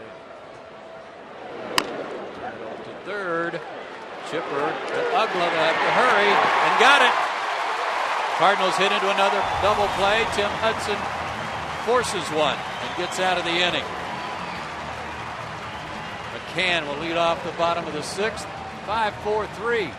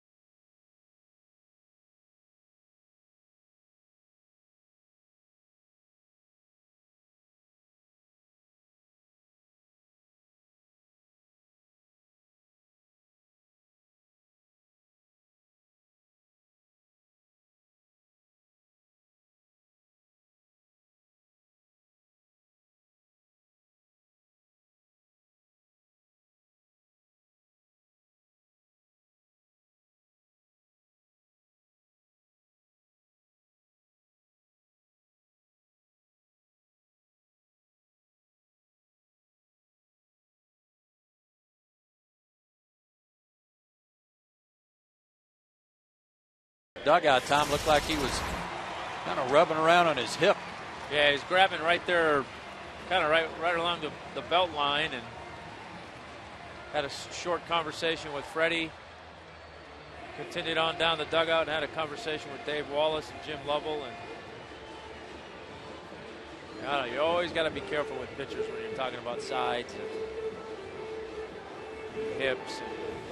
And Huddy's 160 pounds soaking wet. So yeah, he's at 99 pitches too. So we'll watch to see if he's going to come back out for the 7th. Meanwhile, the Braves offense needs to get going here. Ryan McCann will lead it off. Got a base hit his last time up, 1 for 2. Tim's still out there.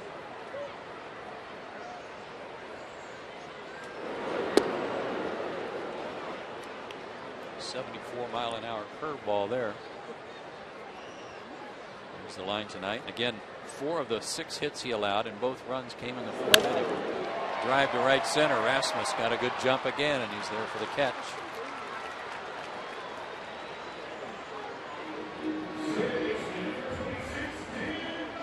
Fans Braves baseball this evening is presented by Blimpie. Got the Cardinals in town for 3 over the weekend. 1:10 first pitch tomorrow. Brandon Beachy against Jake Westbrook. That'll be on the National Fox Network. Tom and Chip and I'll be back with you on Sunday, a 1:35 start. Derek Lowe against Jaime Garcia on Fox Sports South. Should be another good pitching matchup there. Now Garcia's 3-0. And Derek Lowe loves pitching in this park.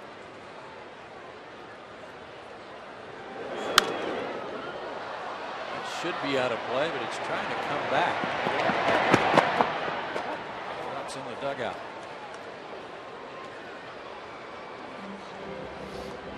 Dan Ugla 1 for 2. He doubled in a run in the first.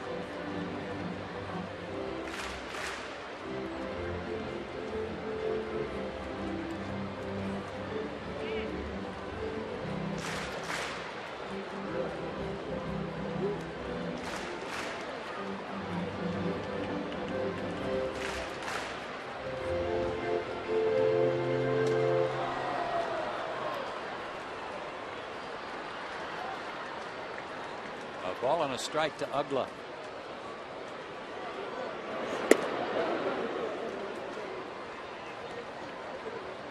Two and one.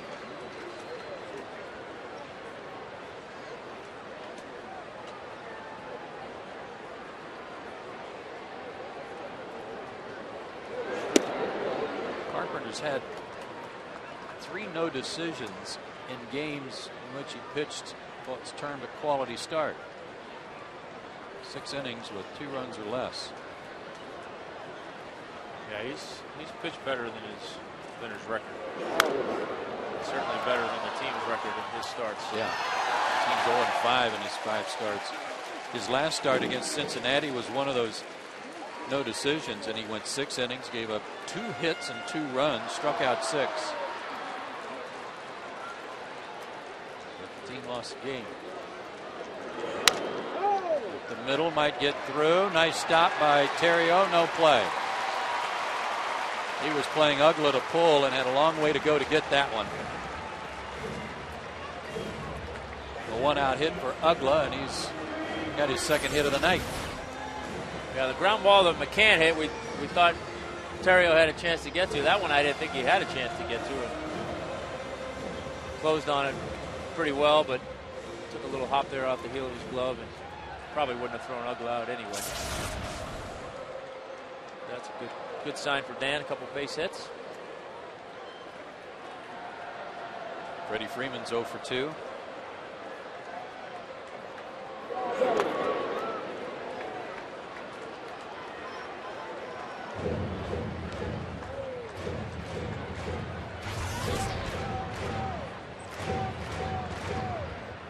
Freddie's just 1 for his last 12.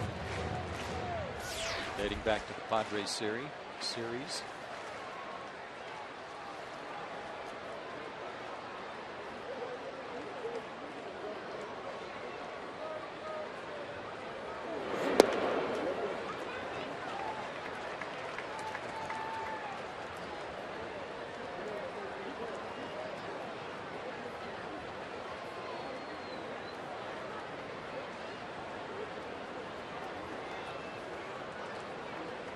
Good hitters count here, 2-0.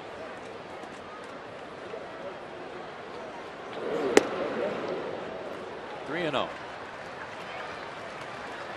It'd be nice to see him scratch one out this inning with Carpenter coming up 2nd next inning, and that bullpen struggling the way they have. Would be turn this thing over to the Cardinals bullpen for the last 3 innings would certainly be in the Braves' advantage. Taking all the way. It's 3-1.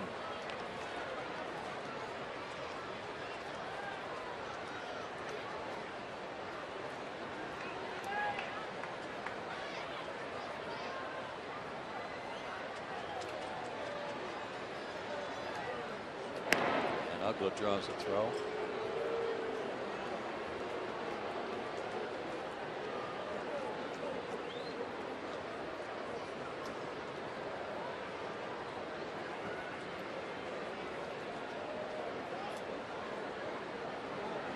Runner not going, and there's ball 4. So the Braves have something cooking in the bottom of the 6th. And time now for the Coors Light Freeze Cam and the cold train. What a play made by Nick Punto off the bat of Chipper Jones. Nasty short hop, but he made the backhanded play. And threw Chipper out. That's Coors Light Freeze Cam brought to you by Frostbrewed Coors Light. Hardest part of that play for him might have been getting a grip on the ball. Looked like he threw a nice changeup over there. First walk of the night issued by Carpenter, so 1st and 2nd for Gonzalez, who's hit the ball hard twice. He's 1 for 2. And Alex hadn't had much luck against Carpenter before tonight. He was just 3 for 25. Nice base hit right here will do a lot to erase that. 2 curves in a row. That might be a 5-4-3 double play. Pujols digs it out, and Carpenter gets out of his jam with a double play, just as Hudson did in the top of the inning. Still tied.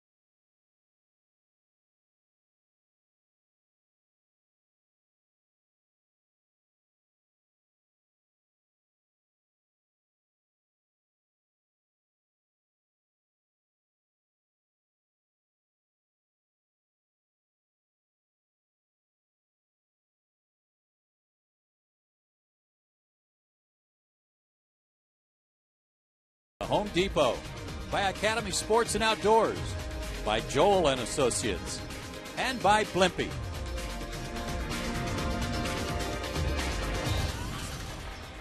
Six innings complete. We've got a 2-2 tie between the Cardinals and the Braves here at Turner Field. And as we go to the seventh, the Braves will make the AT&T call to the bullpen. So the night is over for Tim Hudson. And taking his place on the mound will be left-hander Eric O'Flaherty. O'Flaherty picked up a win on the road trip.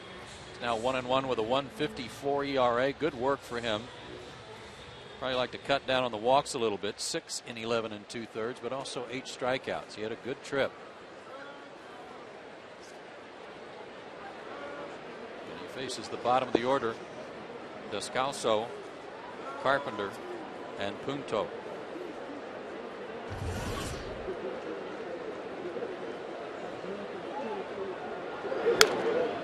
Out of play. Tim Hudson, 6 innings. He gave up 6 hits and 2 runs. They were both earned. Walked 2, struck out 3.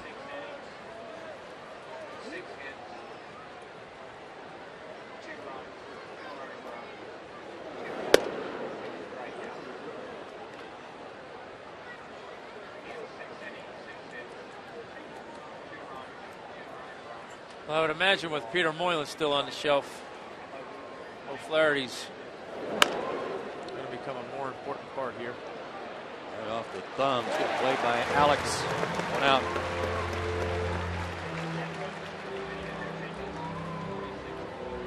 Time for the AT&T U-verse trivia question answer. Dave Duncan, 32 years now as a pitching coach. Whose record did he break? I have no idea. I have no idea either. I'm going to have to go with somebody like Ray Miller. Galen Cisco. I'll be darned. I would have never guessed that. Ever. He was a pitching coach for the Royals, the Expos, the Padres, the Blue Jays, and the Phillies. I think I vaguely remember him with the Blue Jays.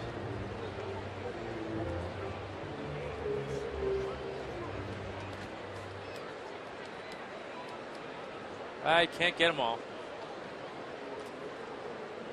Chris Carpenter shaking the bees out of his hands one more time, and this time with a new bat.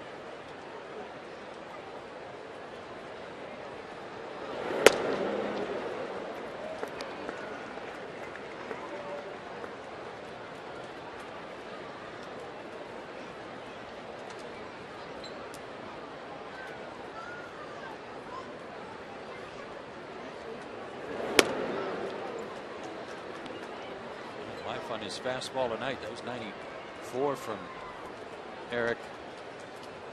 94 with movement. Carpenter does not want any part of that. And he just sneaks one foul down to the cup. And he's mad at himself for buzzing his hands again. Yeah, for even swinging.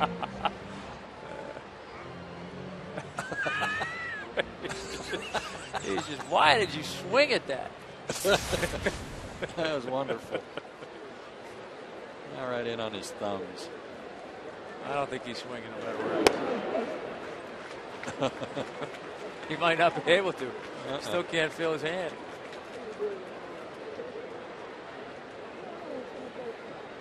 Eric's pretty fresh. He hasn't worked in 3 days, so he was ready tonight. Oh, now. No count. Sometimes as a pitcher, that's the hardest strike to throw. You know the guy standing in there doesn't want to swing.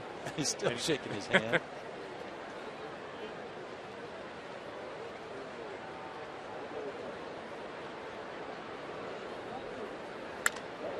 Get another one off. He did it again. He swung at ball 4. Right at Freeman, 2 down. He'll have to go there and stick his hands in a bucket of ice. Fans all next week take advantage of Braves Value Days and save up to $16 off each game ticket. See the Braves take on the Brewers and save. Value Day tickets may be purchased in advance at braves.com/valuedays. Oh, nice bunt by Punto. Catches the edge of the grass and then pushes it foul.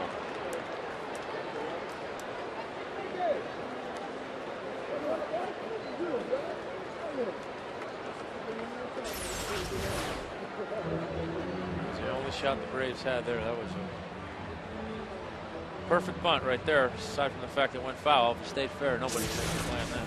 Interesting, though, that Punto did that in light of Carpenter's extended at bat. Went after that first pitch. To get him out, Carpenter's got to hustle back out there. Yeah, sometimes, you know, the on-deck guy will ask the pitcher on the way by, hey, you okay? And he'll say, oh, give me one, or, you know, go ahead and swing. So I don't know if that took place. But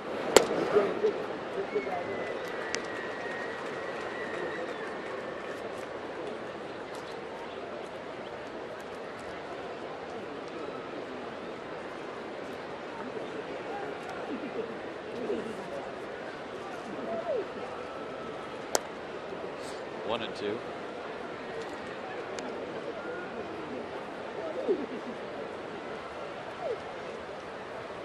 Now he's just stalking. yeah, he's just mad now. Howie. It's his pitch in hand, too.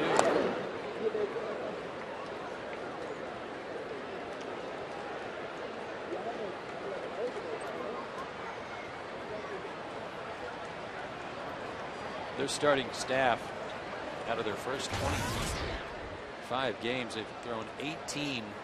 They've thrown 18 games of 2 runs or less out of their start. So makes it a 3-up and 3-down inning thanks to a good play by Alex. Good inning for O'Flaherty. 7th inning stretch, still tied 2-2.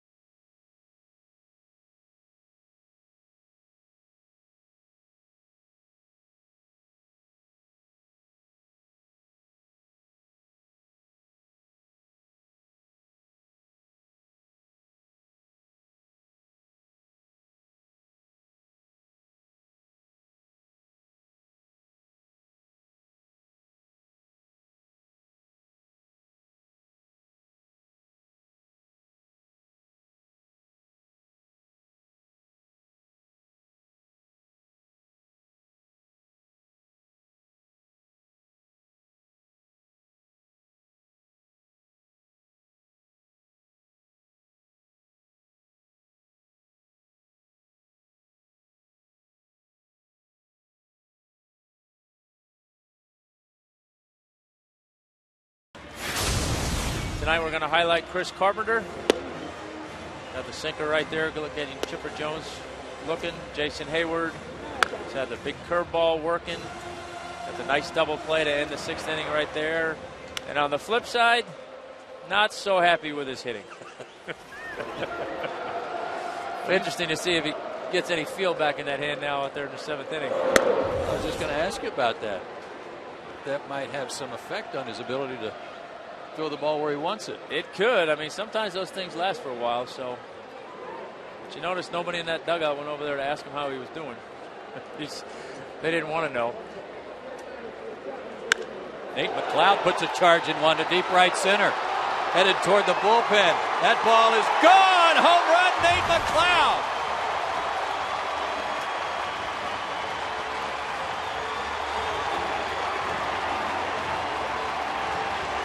Three to 2 Braves.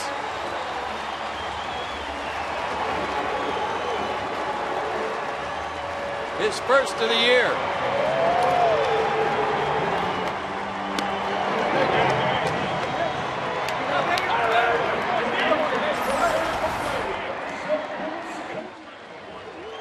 Well, another sinker was up in the zone, and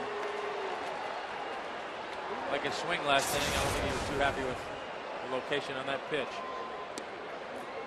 Brooks Conrad will hit for O'Flaherty.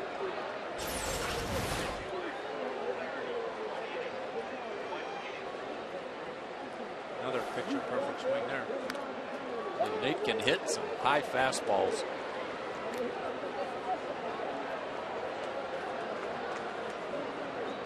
First homer, 7th RBI, and he gives the Braves the lead.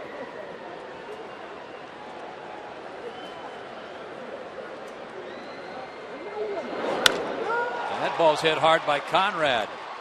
But Berkman is there to make the play. 1 out.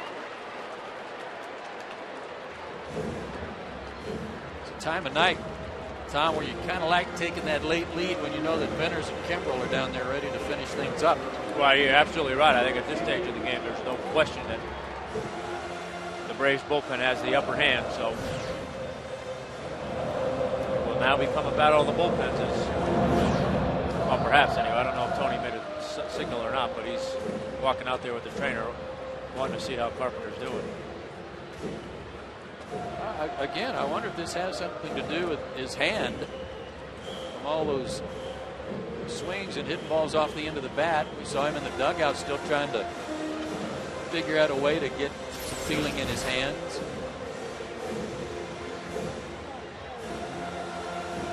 Yeah, those things I mean, especially for a pitcher where you're not used to dealing with it, that can linger for a while. And that's the last thing you want going out there, is not having any feeling in your hand and your fingers trying to make pitches. So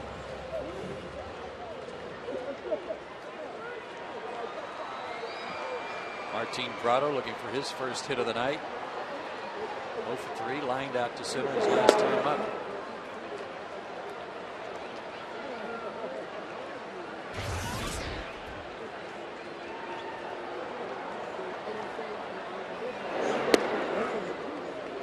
Curveball makes it 0-2.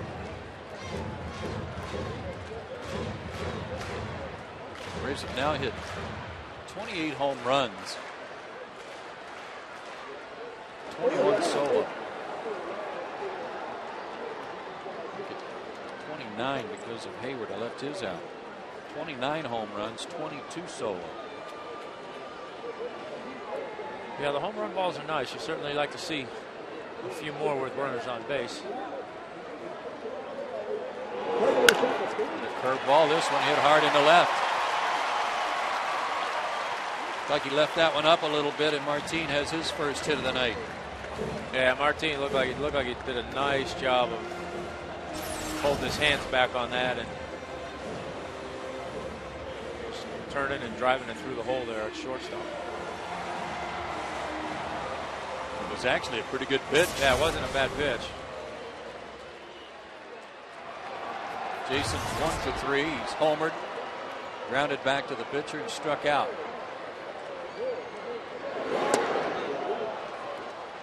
Weren't with us. Here's the home run in the first. Slider, middle. Those generally go a long way.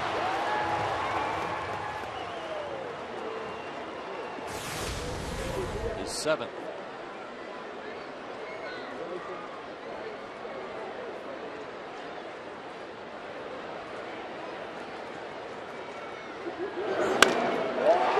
Line to right, base hit. Prado had to stop to make sure the ball went through, and now he's going to try for third. The throw hits him, and on the throw, Hayward winds up at second. Aggressive base running by Martin Prado and puts runners at second and third. Jason's 2 for 4. I was surprised after Martin had to hold up to make sure that ball got through that he was going to go here, and got a little bit of a break with the throw, being a little offline and hitting him in the back. But I like it. Good aggressive. Force the issue.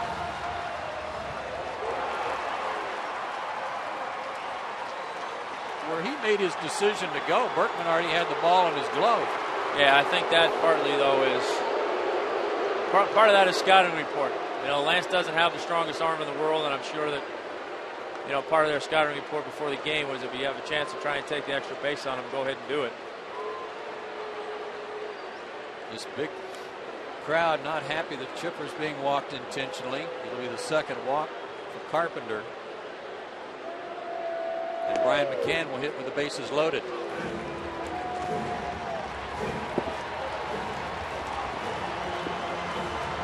Mitchell Boggs loosening up in the Cardinal bullpen.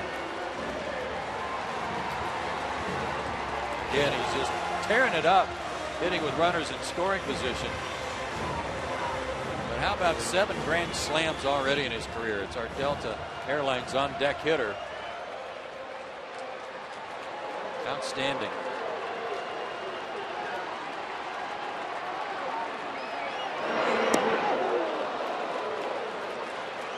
And after the curveball, Brand's 1 for 3 tonight. Singled in the 3rd inning. Line to center in the 6th.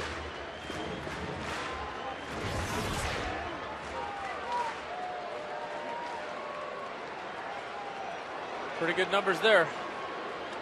A chance to add to the lead. Clout led off the inning with a go-ahead homer.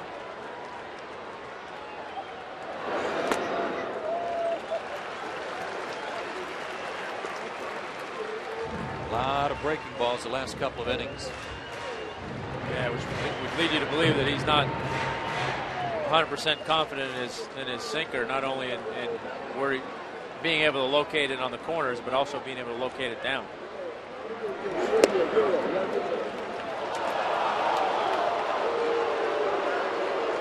Ryan tried to make that look like it was going to be inside, but that pitch came back.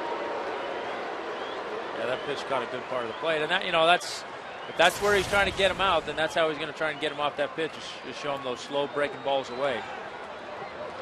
Letting Brian to pull with Terrio cheated up the middle again, right behind Hayward. He's battling 2-2.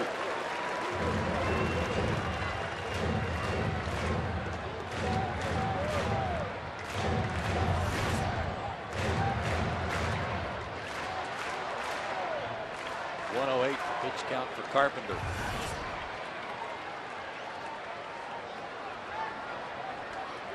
Two and 2. Might be 2. And Carpenter gets out of the inning with the double play. Made some good pitches to McCann to get out of the inning, but it was at the start of the inning where he suffered the most damage. Nate McLeod with his first homer of the season. Braves lead 3-2.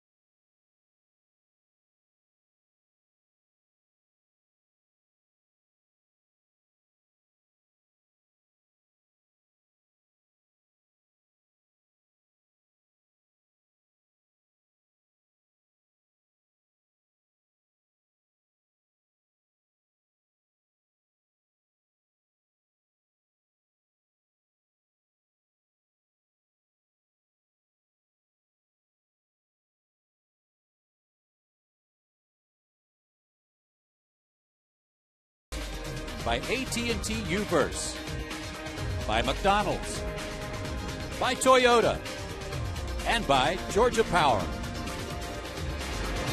A beautiful night in Atlanta. And we go to the 8th with the Braves now leading 3-2. Time for our AT&T call to the bullpen. And for the Braves, it'll be left-handed Johnny Venners, who's in his 13th game.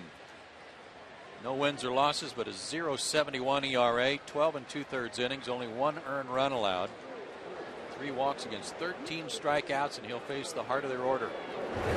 Rasmus, Pujols, and Holiday.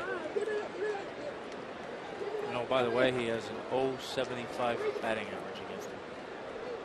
Like that even better.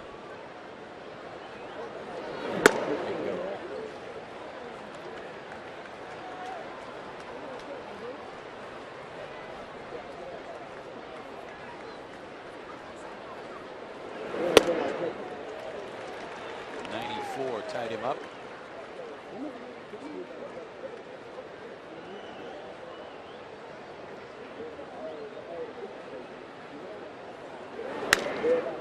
Little foul, 2-2. Rasmus 0 for 2 with a walk.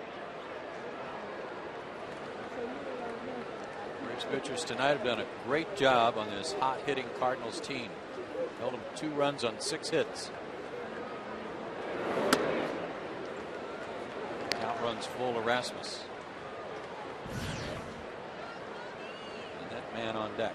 Yeah, you don't want to walk the leadoff hitter ahead of that guy. Foul.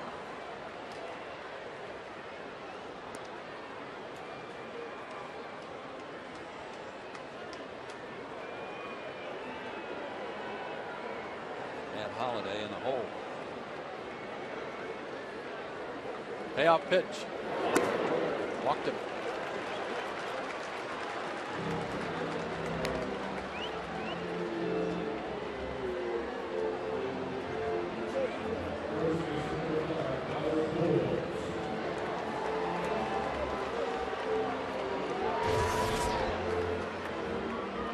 Pujols' numbers in his career against Atlanta pretty impressive. 18 homers, 53 RBIs in 62 games. It's a good year, I'll say. Johnny's having a bit of a hard time here finding the strike zone. Well, only need one. Get another one of those much talked about ground ball double plays. Runner goes. Pitch is high. The throw right on the money. Got it. Brian McCann with a perfect throw. It's Colby Rasmus.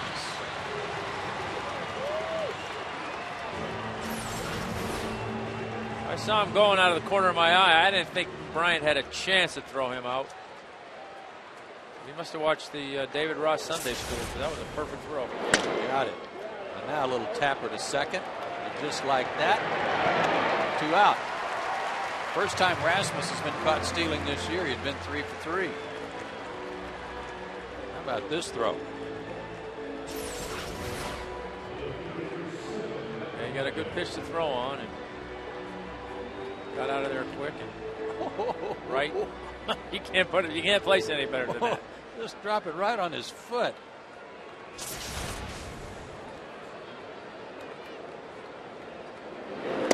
Matt Holiday, you're not out of it yet.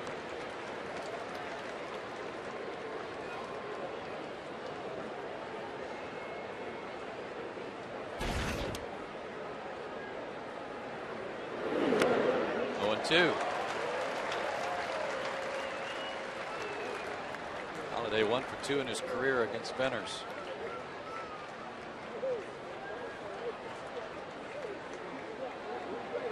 Man, what a throw by McCann.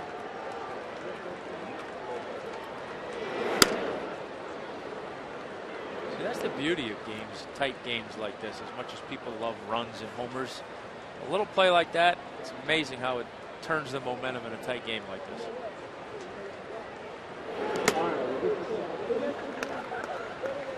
Holiday has to hot-foot it out of the way. 2-2.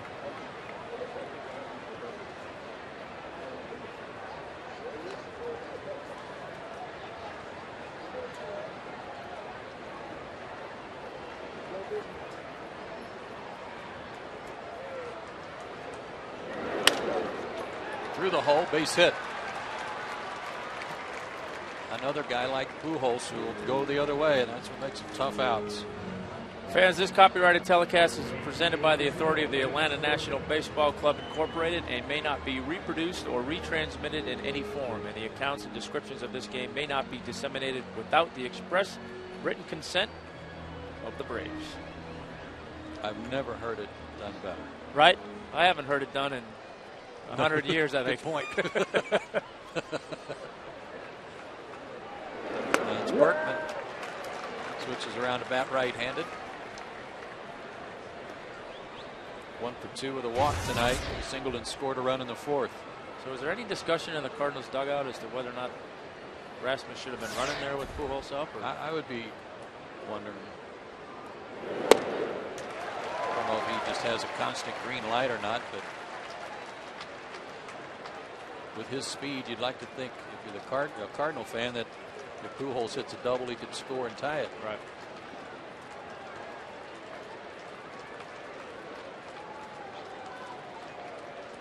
Benner's ahead of Berkman.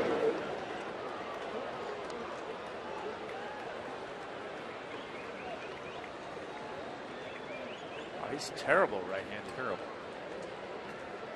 Good move to get him to switch around. Got a bite out of McCann.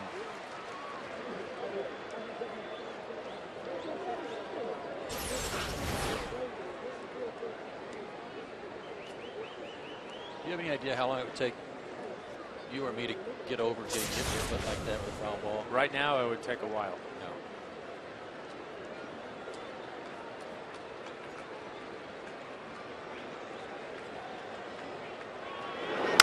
This ball hit in the air, but playable for Jason Hayward. Should end the inning, and it does. What a throw by Brian McCann to gun down Rasmus, who had led off with a walk and was trying to steal.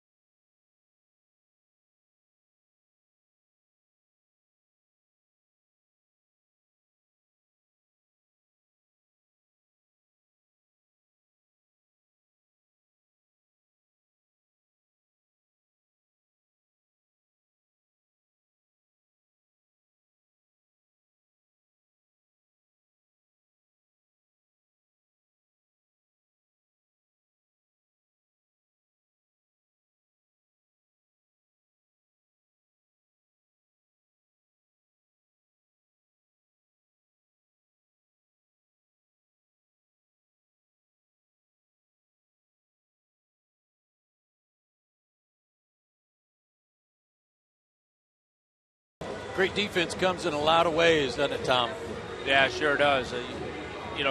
Like I said, you never know where it's going to come from, but those guys right there in the dugout know what the big play of that inning was, and that throw that Brian McCann made, and how important that was to the complexion of that inning, and how quickly it changed from a leadoff walk, and Albert Pujols is coming up to, okay, we got this thing under control.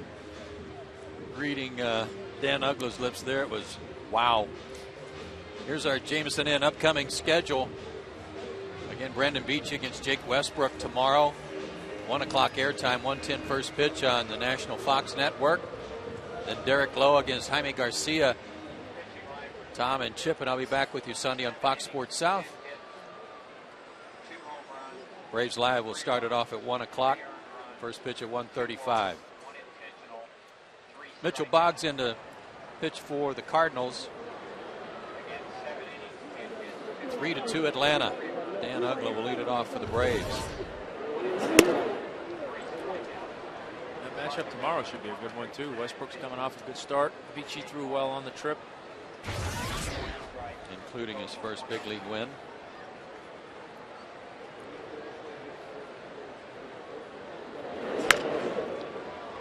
Jammed. Tough play at third for Descalso, and he made a good play. Good stretch by Pujols for the out. Boggs is part of the closing consortium for the Cardinals after several blown saves by Ryan Franklin. Boggs has 3. Sanchez has 1. Salas has 1. Franklin 1.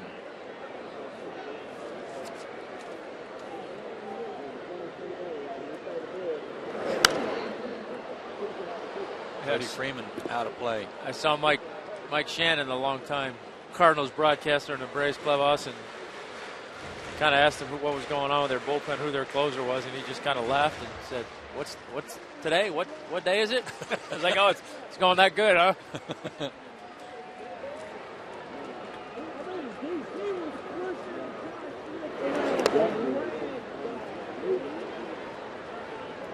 Freddie Freeman 0 for 2 with a walk.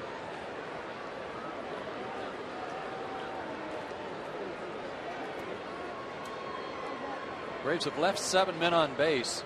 They have 3 runs on 10 hits. Just had the bases loaded last inning before McCann hit into that double play.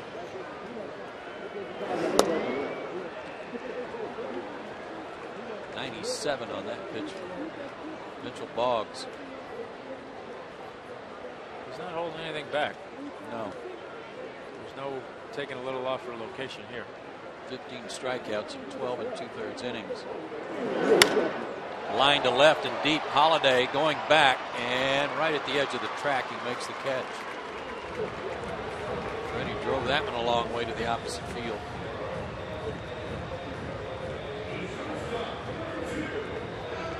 And Alex Gonzalez, the batter, he's 1 for 3. He has singled. He's also hit into a double play.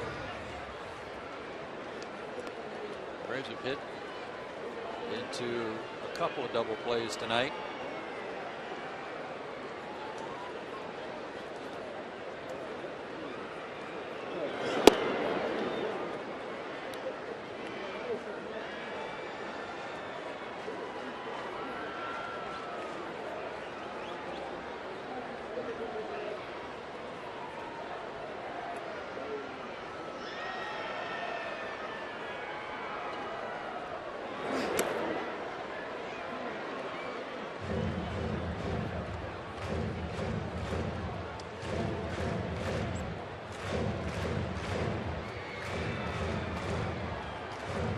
Gonzalez and his ball club in a good position here. They lead with 3 outs to get.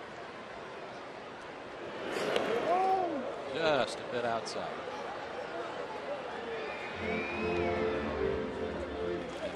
Bob Uecker will be in town on Monday. Tried to take a little bit off that one. I only threw it 95.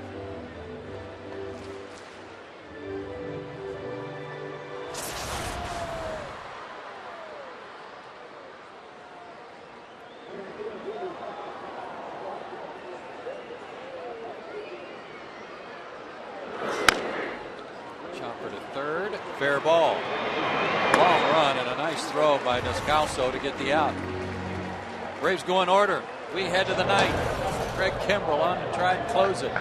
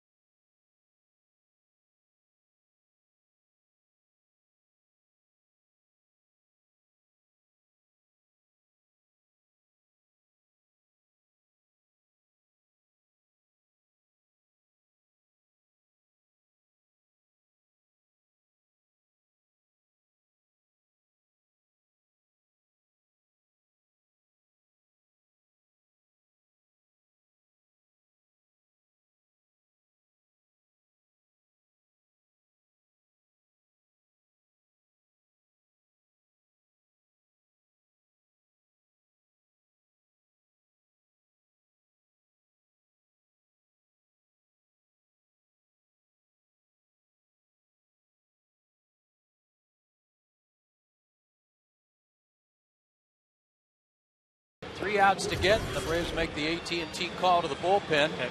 How many games is it? And go to their closer, Craig Kimbrell, to do just that. Okay, Craig Kimbrell coming in is 6 saves and 7 opportunities this year. Only 1 earned run allowed in 10 1/3 innings.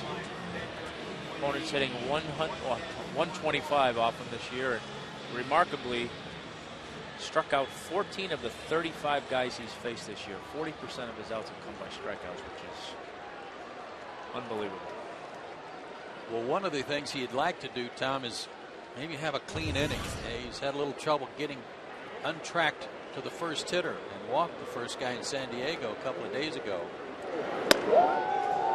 I still say that's just a little tribute to his buddy Billy Wagner. You know, he was here with Billy last year, and Billy took him under his wing. And, you know, Billy wasn't big on the clean inning. Molina has had a good night. 1 for 2. Single and a sacrifice fly. And he's got another hit. A liner to center. McLeod over quickly to cut it off and hold him to a single. So the Cardinals have their leadoff man aboard, representing the tying run. And Terrio will be the batter. And Molina is not going to have an opportunity to get thrown out stealing. No. Tyler Green, however, might. He comes in to pinch run for him. Again, this is another one of those situations. You know, Kimbrell, as hard as he throws, Terrio, you know, I don't know how often he's called upon for a sacrifice bunt, and this certainly is a situation where you would see. So, see how well, if he is bunting, he can handle a 97-mile-an-hour fastball with guys bearing down on him. Throw to first to see if he gave anything away, but he didn't. Didn't see anything.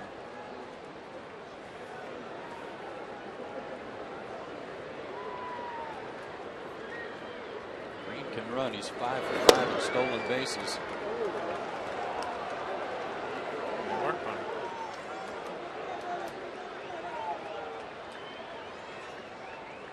Dave McKay, the longtime first base coach for the Cardinals, helping Green out.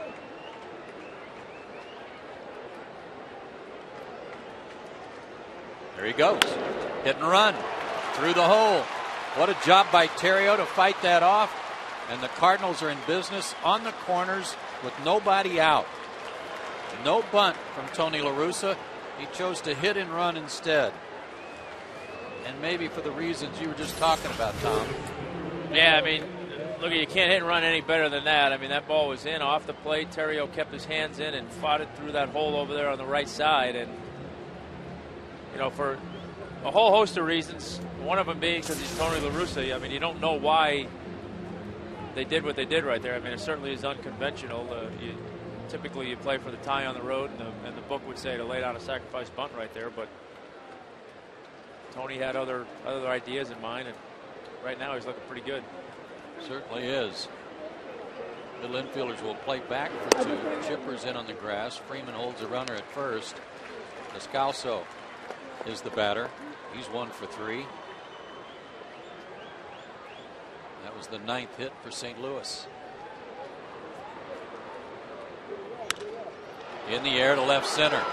That'll be deep enough to get the run in.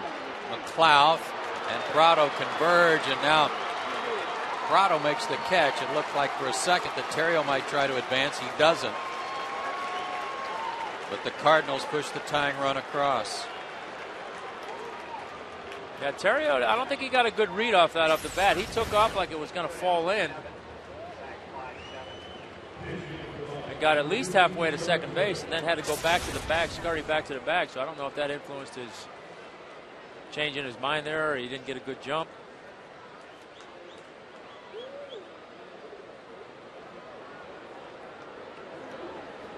And now a pinch hitter, John Jay, will hit for Mitchell Boggs.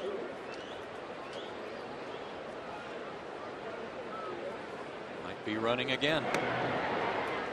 Throw over just in case.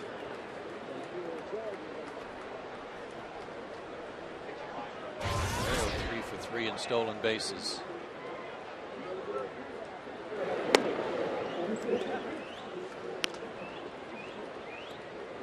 Jay is 1 for 7 as a pinch hitter, but that one hit was a homer.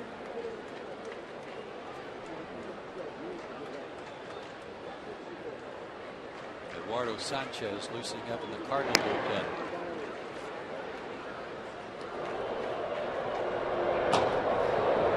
He is looking ahead to the bottom half of the ninth for Atlanta.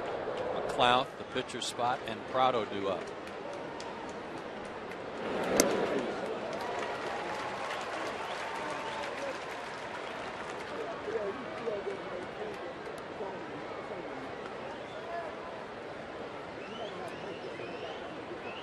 I believe with this stance, that approach, he's going to be very susceptible to that pitch.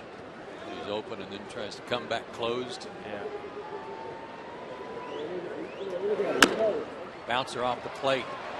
Kimbrel will make the play in time. Nice job. Good play. That's a very easy play right there as a pitcher to throw that ball down the right field line. Kimbrel did a great job of finding the ball and gathering himself and picking first base back up. Can't tell you how easy it is when you turn and spin like that. We just launch that ball down. Would have been easy too for him to at the last second back off, knowing Chipper's right there, and have it drop right in between them too. So 2 out and a go-ahead run in scoring position for Nick Punto, who's 0 for 4. And hitting just 174.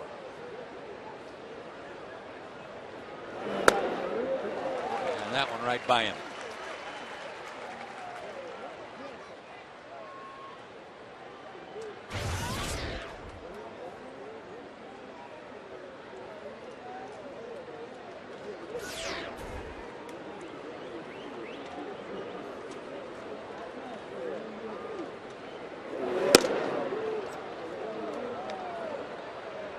Cardinals do not have a win this year when they've trailed after 8 innings.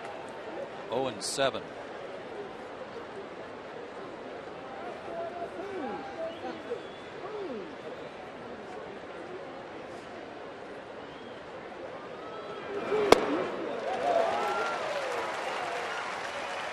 One and two.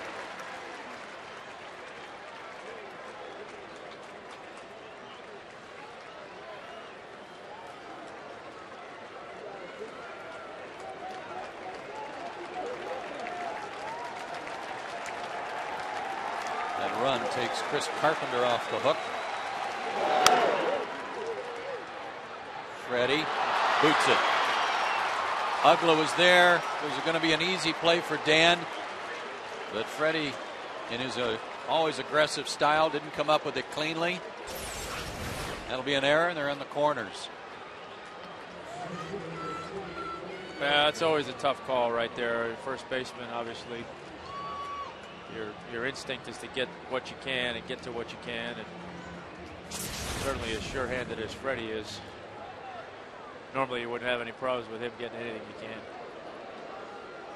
So now you're getting to that part of the order again. And in case Punto runs, Brian McCann lays out some signs for what he's going to do with the baseball if the runner at first breaks. Throw through to second, pump fake throw to third.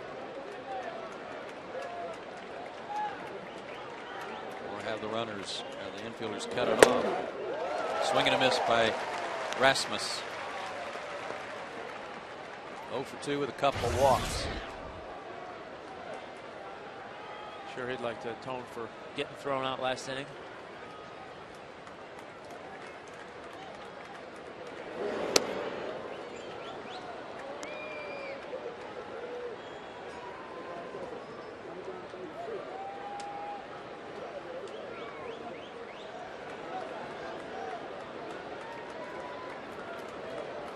Runners aboard for St. Louis. Hard hit. What a stop by Alex Gonzalez. To his feet, throws him out. Alex Gonzalez one more time. Saved a run and a go-ahead run in the ninth. But the Cardinals tie it. It's 3-3 going to the bottom of the ninth.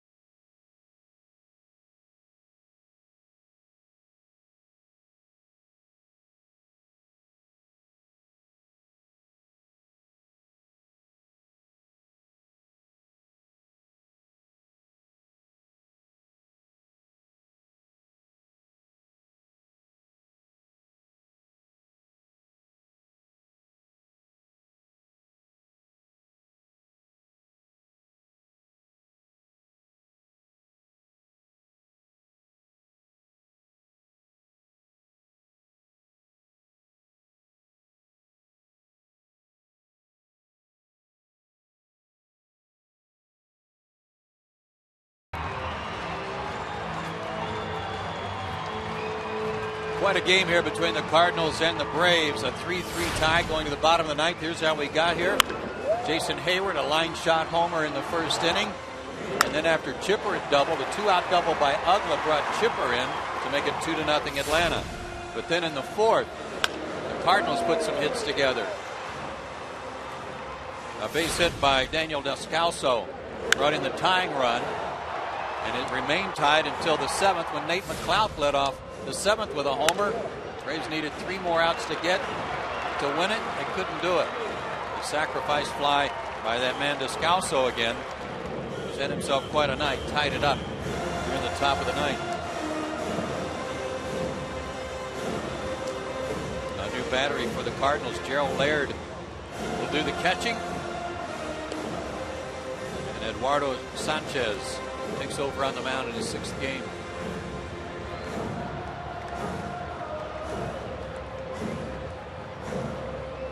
Worked a couple of days ago against Houston and got rocked. An inning, 3 hits, 2 runs, all earned. McLeod will lead off the bottom of the ninth. Hinsky's out on deck with a bat. He would hit for Kimbrel and Prado.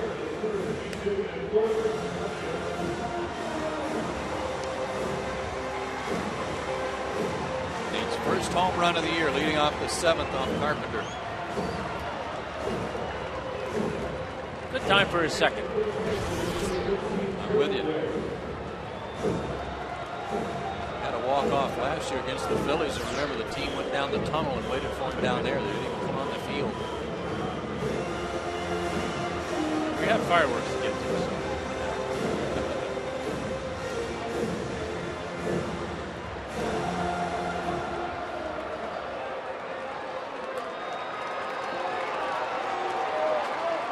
Sanchez, 8 innings, only 1 walk, 14 strikeouts.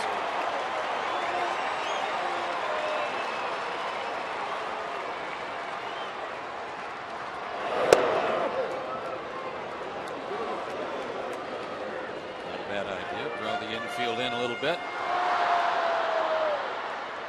Descalso comes in on the grass.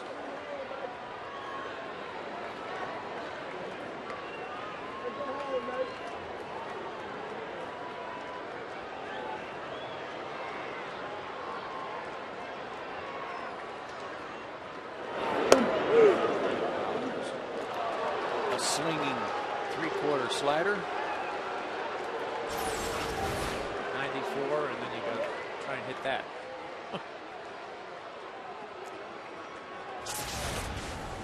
Nate's 2 for 3. He also singled back in the 2nd inning.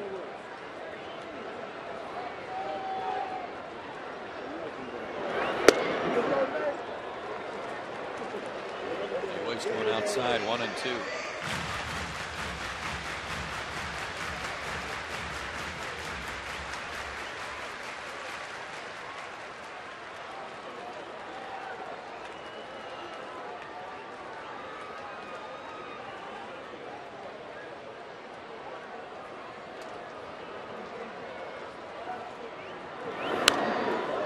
Swing, but he fouled it off.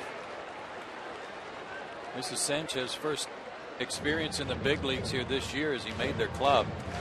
He's from the same hometown as Martin Prado, Maracay, Venezuela. 22 years old, 5'11", 170. Had 14 saves combined last year at Springfield and Memphis, AA and AAA.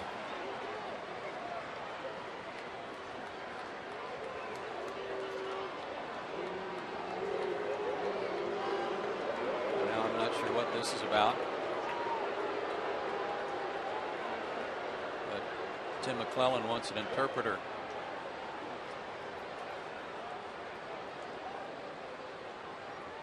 Must have something to do with the wipe off, maybe, Tom, going to his mouth and not wiping it off. You know, I don't know. I don't know if that rule has changed or not. I know they changed that rule right before I was done playing to where you didn't have to wipe off anymore. So I don't know if. Well, I know you don't have to get off the dirt anymore to go to the mouth, but you do have to wipe. So maybe he wasn't.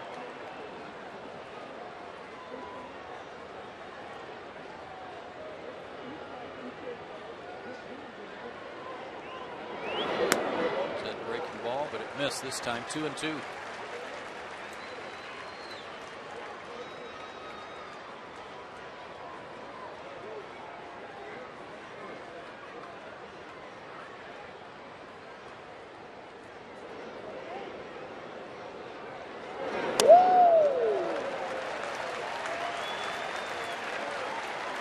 Sometimes you really want to take one for the team, but your instincts just won't let you. Yeah, it's tough to take one off the kneecap for the team. Full count, though. A little easier to roll into one and take one maybe off the back, but the kneecap never feels good.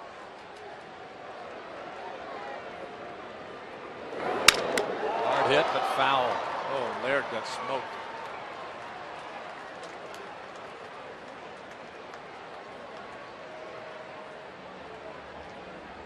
Must have gotten him on the follow through, huh?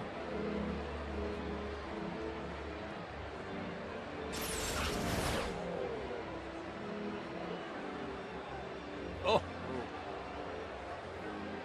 Oh boy. That was right near the temple.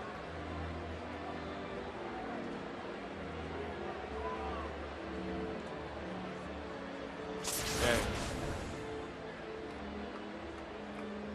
Just about knocked him out, didn't it? Yeah. He didn't. He wasn't too steady on his feet, so it was a bad scenario. He was set up inside, and Nate was crowding the plate a little bit, and a big follow through. Thank goodness he had on the hard hat. That's one where I don't know if that goalie mask is any better for that or not. Back to a full count. And he walked it. Terrific at bat by Nate McLeod. Potential winning run aboard, nobody out.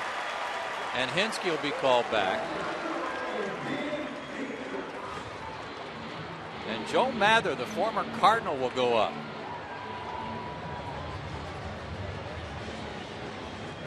I'm guessing in his first at bat with the Atlanta Braves after just being called up yesterday, will beat a bunt. I'm going to guess along with you, Joe.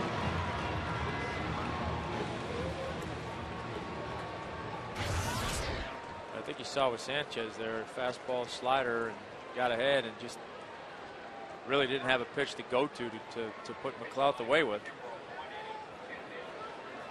Mather hit .258 at Gwinnett after he was sent out. He does square to bunt and fouls it.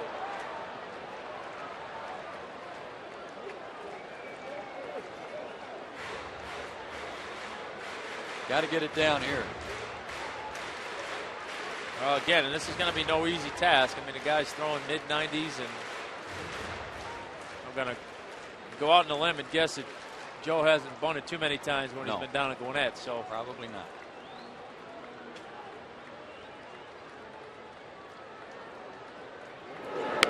But he gets it down. Stay fair.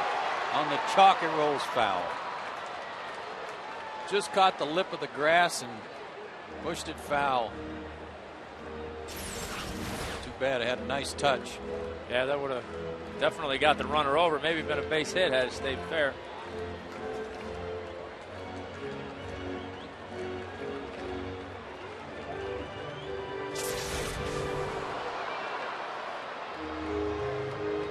So now let's see what Freddie Gonzalez decides. A hit and run as opposed to a bunt in the top of the ninth helped the Cardinals put together a rally to tie the game. Let him swing, hit a double down right field. Got him.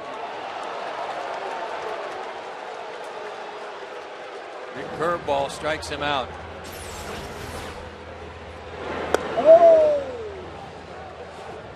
So I can see that being much more of an out pitch for him against right-handed hitters, where he starts that at the kind of at your hip and makes you give up on it. Well, that was the pitch that he had a hard time getting over to Nate once he got ahead in the count with Nate. And see where this guy would struggle a little bit against lefties. Gerald Laird's been around a long time as catcher, but he doesn't throw like Yadier Molina, and I'm not sure that there's anybody that does. So you've got a better opportunity to steal now than you had earlier tonight. And a good hit and run opportunity again, too, with Martin. Two natives of Maracay, Venezuela going at it here. Sanchez and Prado.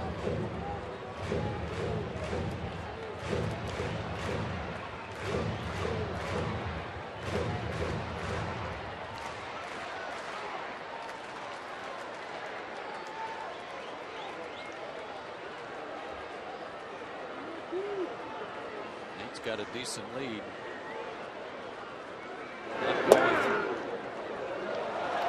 You're right, Tom. That breaking ball had Martin flinching. It's tough after you see 94, 95, and then he starts that right at your hip, and it's like, oh. You go at it like it's a fastball, and it looks like it's going to hit you, so you give up on it. Maybe you can go to it one more time and hang it. 0-2. He did throw it. Martin hit it hard. They get one. They get two. My, oh my, what a game. Descalso's having at third base. A leadoff walk leads to nothing. Third double play turned by the Cardinals tonight.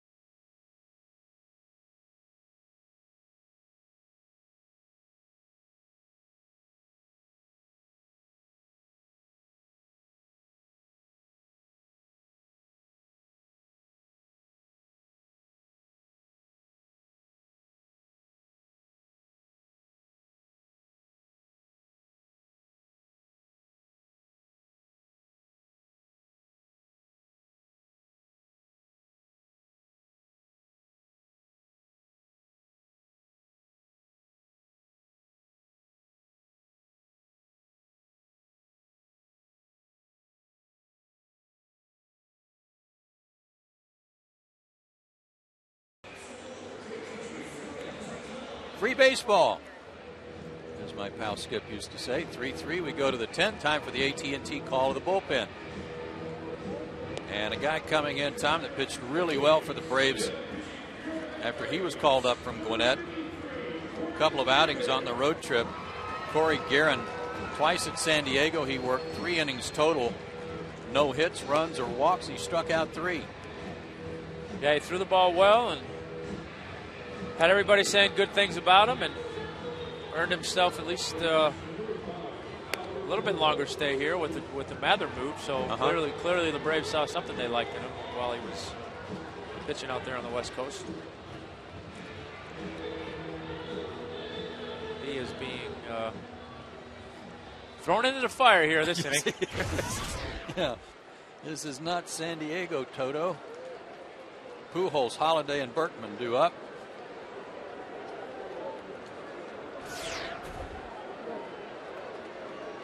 Albert's 1 for 4 tonight. Singleton scored in the 4th. A sweeping slider of his own for Corey Guerin, 0-1.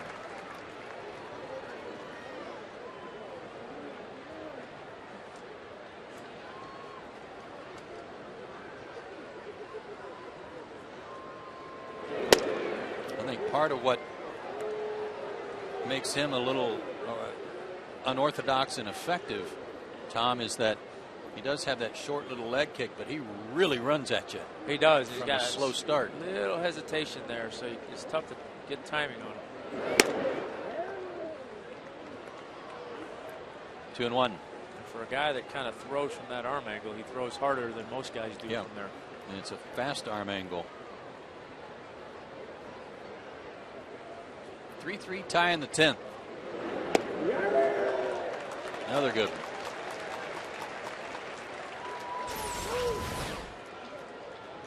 What you're talking about there is just up and go. And as a hitter, when it's that fast, your tendency is to want to lunge at the pitch because you're trying to speed up to catch up with him. To Ugla. 1 out. Third time Pujols has grounded out to the Braves second baseman.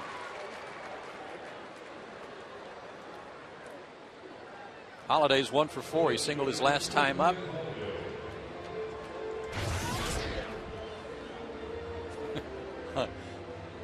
Be interested to know what Holiday just said to McCann, but I'm sure it had something to do with Corey Guerin. Yeah, where'd this guy come from? Uh-huh. And is he going to continue to be able to throw that sweeping slider over the plate behind the count?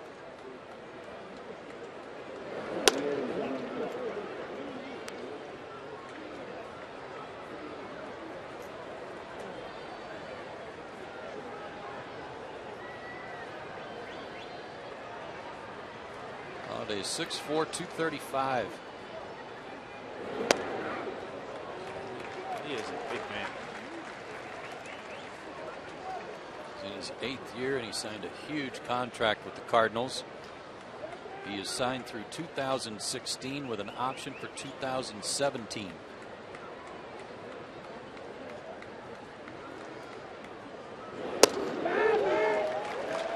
Looking for the slider. Got a fastball down the middle. Yeah, depending on what happens with Pujols, he could be the man next year this time. That's true. Albert will be a free agent at the end of the year. There's the slider.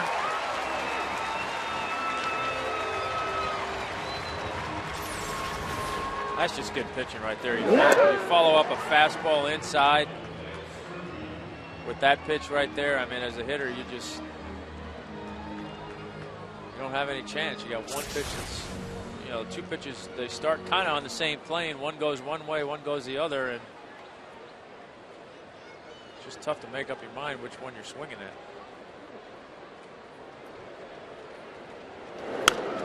As good as those first two hitters were in the inning, this guy's the hottest. 1 for 3 with a walk tonight and a run scored. Yeah, and again, like Sanchez with his sweeping slider and the trouble he had with McLeod, that'll be the thing to see how this plays, or how it continues to play out with Guerin, is how he's able to make pitches against left-handed hitters.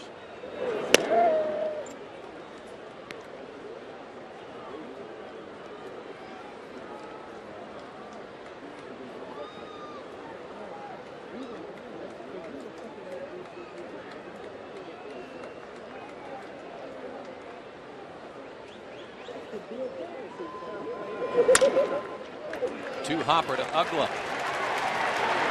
A really good 1-2-3 inning for Corey Guerin. He continues to impress. Gets 3 of the toughest hitters in the National League out in succession. Jason Hayward leads off the 10th for Atlanta.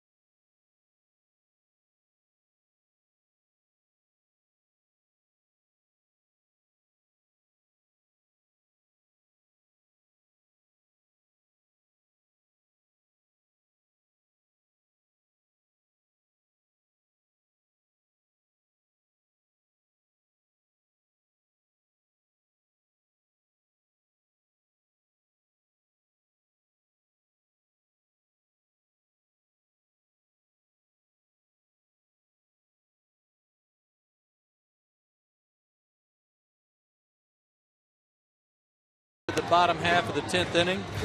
First run of the night for the Braves. First run in the ball game came off the bat of Jason Hayward, who will lead off this inning. I vote for another one. Book in homers. That'd be great. Yeah. Well, he does his best work late in the ball game. 7th inning or later. A 393 average so far on the year with a couple of homers. Hayward, Chipper, and McCann due up. I'd say as a young player, that's a good reputation to have. That you deliver late in the game. As any player, really, but particularly as a young player.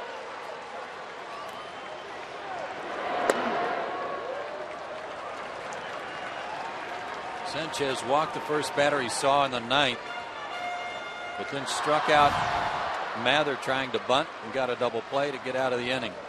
The Braves have hit into 3 double plays, the 6th, the 7th, and the 9th.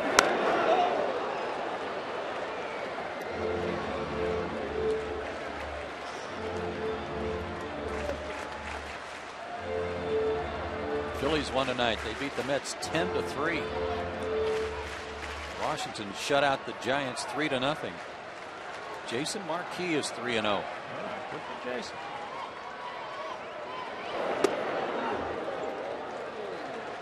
Two and one.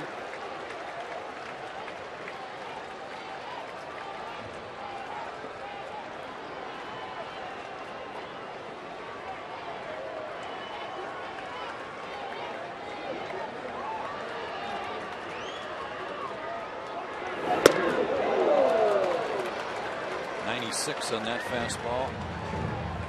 Jason had a good cut, but he was a little late. Just a little bit late, and one belt high, maybe just above on the inside. That looks good, but man, it's hard to get your hands to it. Hard to get to that one. 2-2. Struck him out. Second strikeout for Sanchez. Chipper Jones, the batter, 1 for 3 with a walk. He doubled and scored in the first.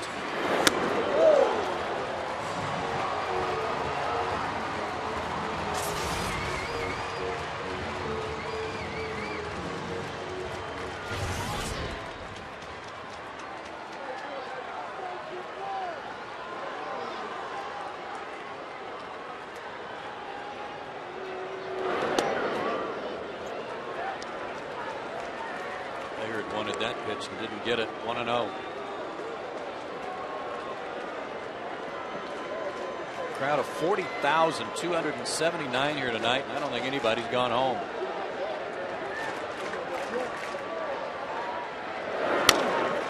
Chipper rolled over that one. So we'll throw him out, 2 down.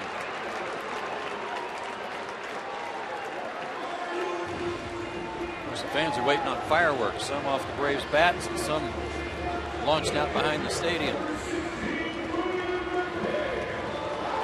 I want to see the one off the bat first. The other ones, I watch those from my car on the way home. Okay. Max 1 for 4. Singled in the 3rd. He had a chance to give the Braves a little cushion in the 7th. Bases loaded, 1 out. But he hit into a double play to end the inning. He's going to make up for that right here. I didn't get the trivia right tonight, so I'm going to call it home run. Okay.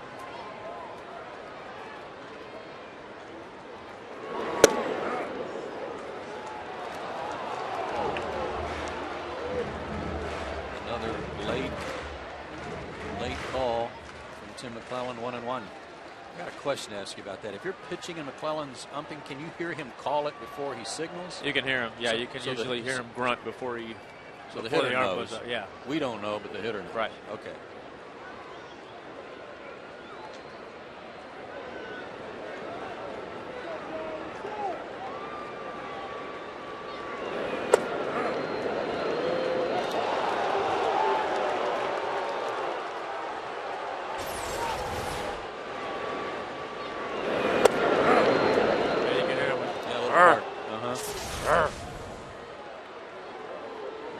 Backdoor slider there.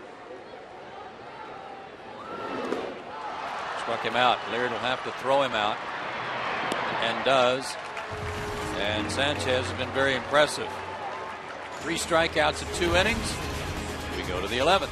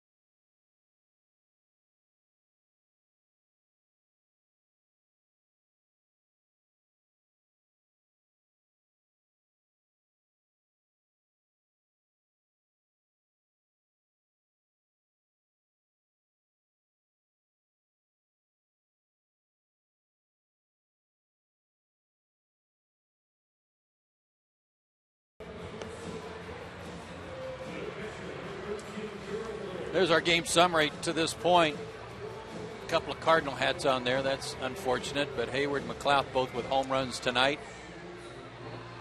A very low-scoring ball game when it comes to a Cardinal game in recent days, so some good pitching by Atlanta tonight. Corey Guerin out there for his 2nd inning of work. You got Pujols, Holiday, and Berkman in the 10th.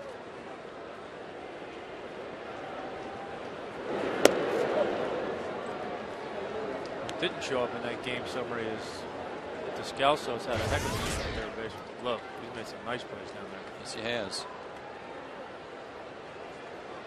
Gerald Laird with his numbers. His first at bat tonight.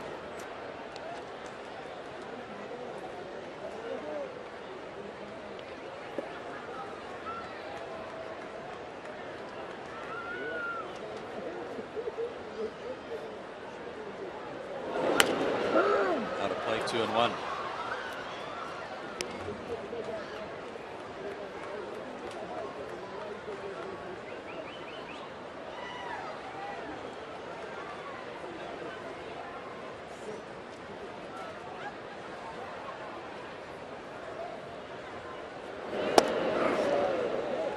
Cardinals are 0-2 in extra inning games. The Braves are 1-2, but this is the 4th extra inning game for Atlanta in their last 8.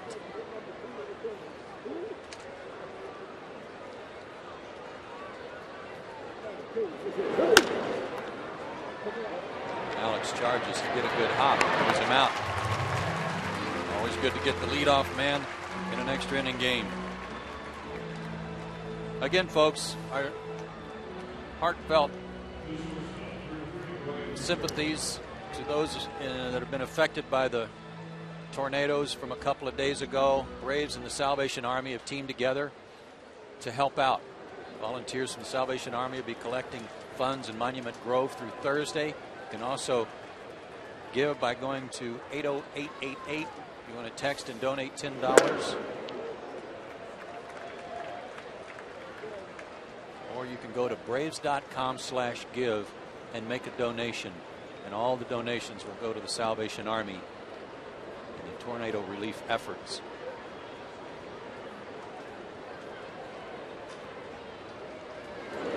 Just staggering, those pictures and the video of what happened. Yeah, unbelievable.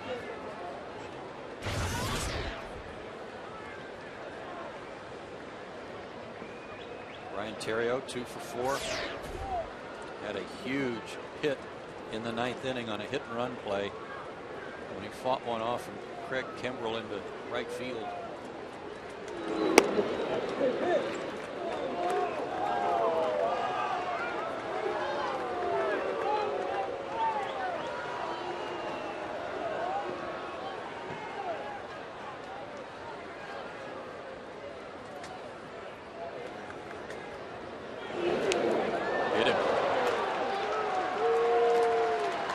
On the thigh.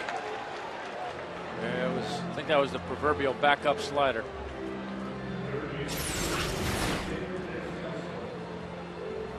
Just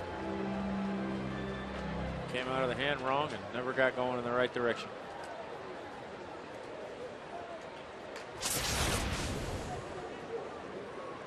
Well, they've been running all night when they get the chance, usually on a hit and run play, but let's see what LaRussa pulls out of his hat here. Nothing yet. Aaron's pretty quick. He's going to be tough to run on.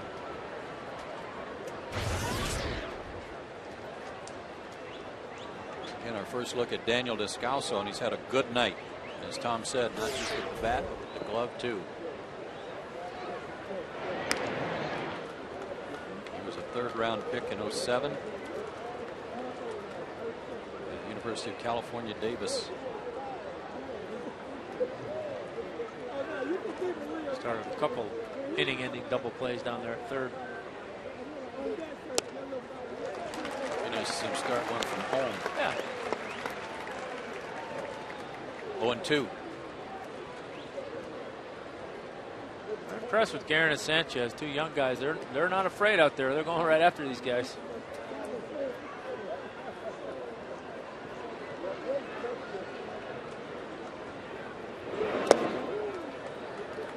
1-2 to count. Must be a changeup, and I think that's the pitch he hit Terrio with. Kind of turning it over. Yeah.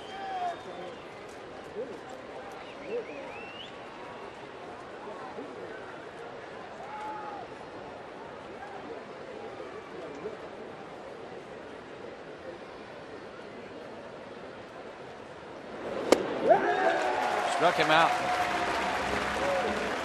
One of his better fastballs at 90. Well, even with the changeup missed badly, it makes that fastball look that much quicker, and Descalso wasn't able to get to it.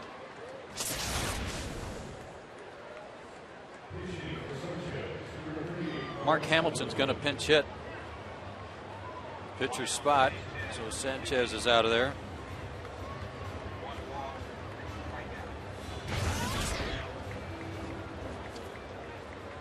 As you see, Hamilton's pinch hitting numbers for the year, all of his at bats have come as a pinch hitter. 2 strikeouts out of the 5 at bats.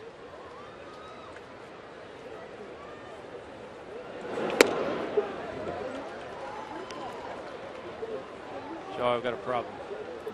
Running out of room. My scorecard is starting to run into the runs and hits and RBI column.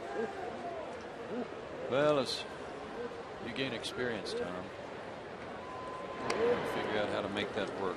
I'll work with you on Sunday if you want to come early. That would be it could be our Sunday school. There you How to go. keep score.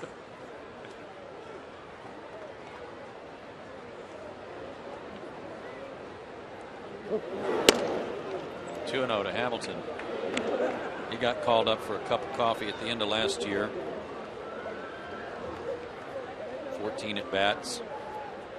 Spent most of the year at Memphis at .298 with 18 homers. He's got his hockey playoff beard going. 6'4", 220. He's a big lad. And all of a sudden, Guerin's in the hole here, 3-0. Yeah, you don't want to put that go-ahead run in scoring position after you've had such a solid inning already by walking, not with a hit batter and a walk.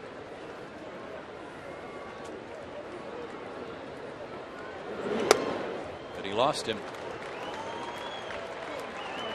A hit batsman and a walk to the pinch hitter. First and second. Go ahead run in scoring position for Nick Punto, who is 0 for 5 tonight.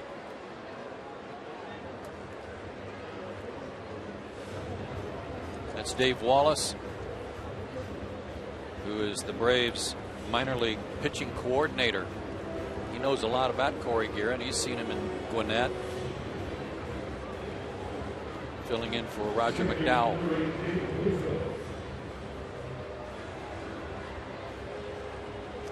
Dave's got a lot of major league experience. Good pitching coach, good guy, valuable guy for the Braves to have in the organization. The minor league pitching coordinator.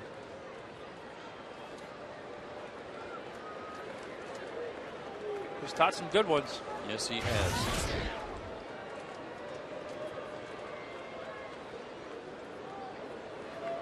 Guerin needs another out to get out of the 11th. But he won't get it here. Punto rakes one into the corner. That might score two.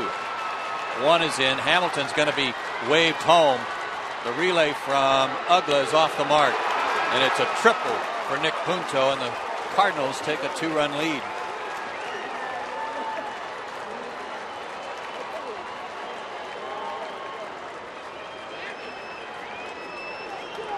RBIs 4 and 5 for Nick Punto, who hadn't done anything all night until now.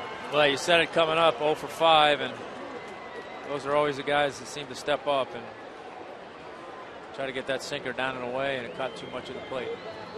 And the 2 runs that scored reached after being hit by a pitch and a walk. A triple, the first hit of the inning. And that'll do it for Corey Guerin. Freddie Gonzalez makes a call to the bullpen.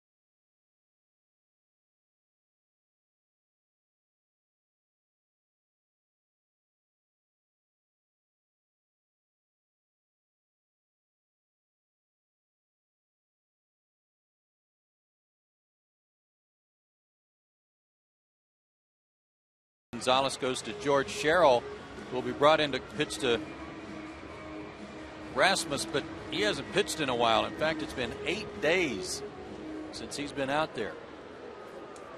Yeah, last pitched in L.A. going a third of an inning. And before that, April 17th against the Mets.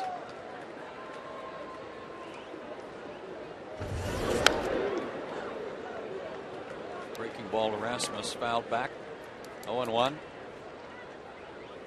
Ugla, Freeman, and Gonzalez due up in the Braves half of the 11th. Braves down by 2. They leave that guy at third.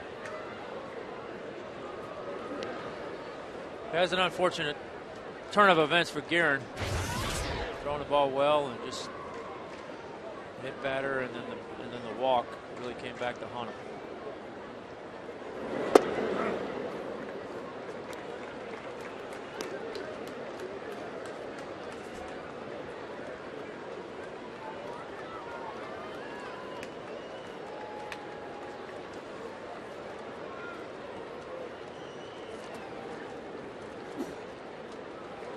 Rasmus tonight 0 for 3 with a couple of walks.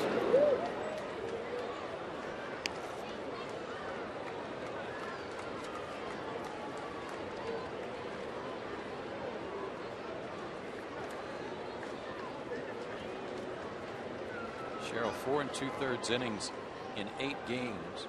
4 hits, 3 walks. He's gone full now on Rasmus.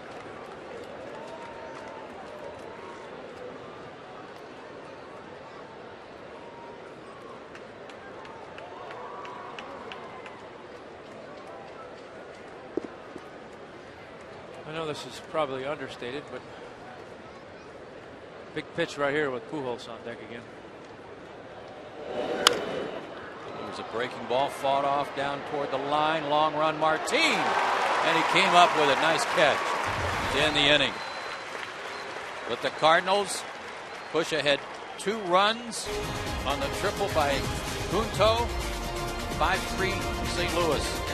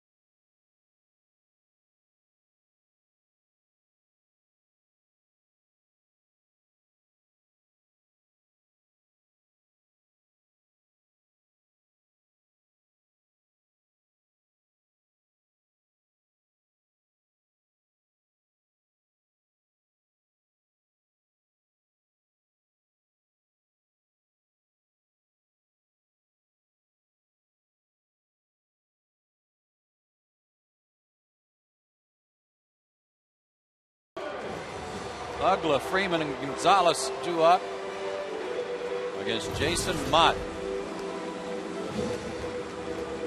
Right-hander looking for his first ever save. He's the converted catcher.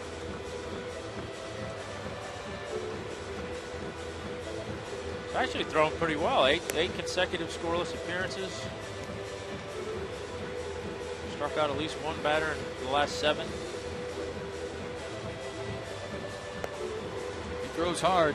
He was a catcher in their system until 2005 when they converted him to pitching. 6 feet, 200 pounds out of Port Huron, Michigan.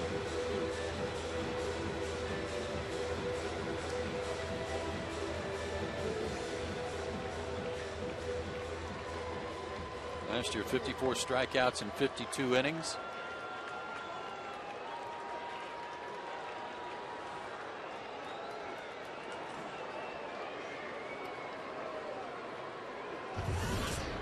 Again, that revolving door between saves and wins at the end of a ball game for the Cardinals continues now with Mott. Eduardo Sanchez in line for his first major league win. Douglas had a good night, 2 for 4, a double in the first that drove in a run. Nice to get the leadoff man on.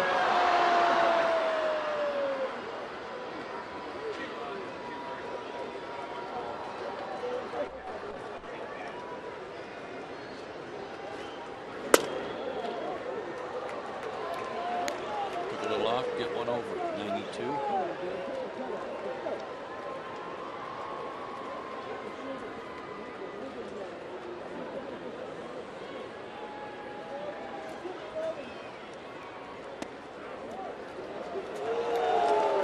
Two.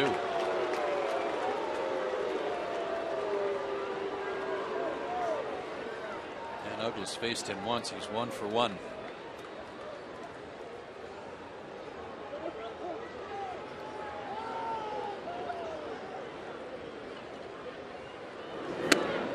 Full count.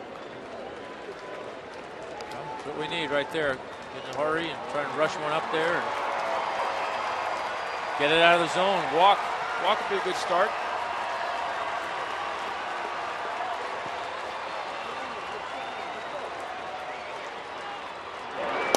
And there you go.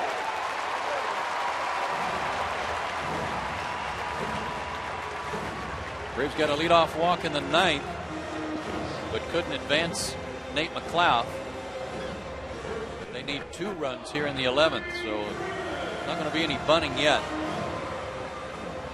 Freddie's looking for his first hit of the night. He's 0 for 3 with a walk.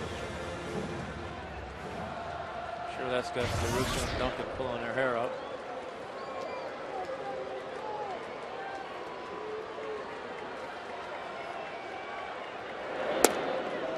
Well, if there's anybody in baseball from a pitching coach standpoint that's a big proponent of first pitch strikes, it's Dave Duncan. Yes, it is. And he's going to go out there and have a chat.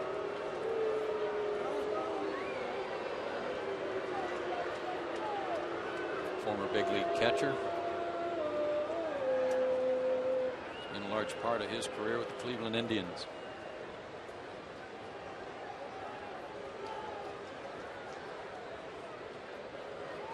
He has been Tony La Russa's pitching coach for a long time. Forever. Beginning in Oakland.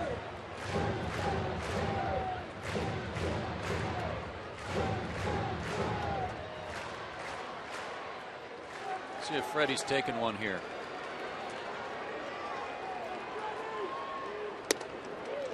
A little high. 2-0.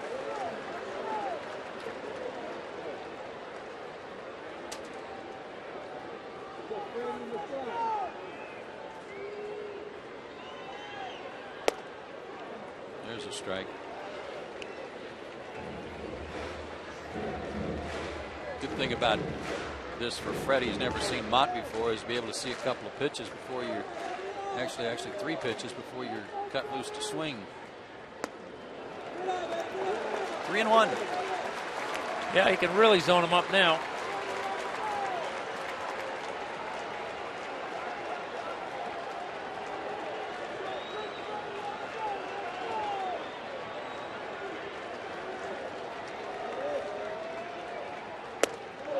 Big cut. This is what you'd like to see him do on a pitch that he wanted. Cut it loose. Power pitch, power swing. Freddie came up in the short end on that one. Full count. Ugla not going. Ball. Oh, rang him up. And now Ugla on the throw down to first, almost picked off because of the late call by Tim McClellan. That almost caused a double play because McClellan's so late on the call. Ugla thought it was ball 4.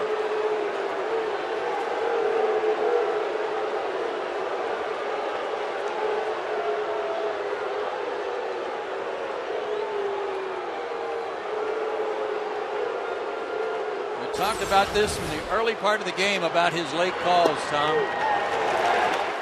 Yeah, he came up a little bit more nonchalant on that one, it seemed, than he has been all night. And had Ugla fooled. Yeah.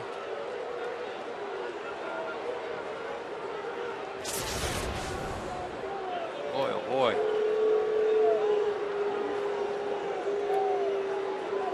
Alex Gonzalez, the batter. 1 for 4 tonight. A single back in the 4th inning. He had a huge hit against the Cardinals last year. They won a ball game.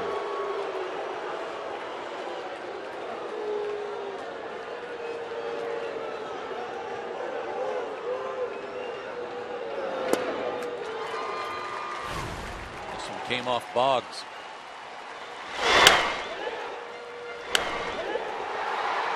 A 3-run walk-off shot into the seats. I don't think he knew he got that one.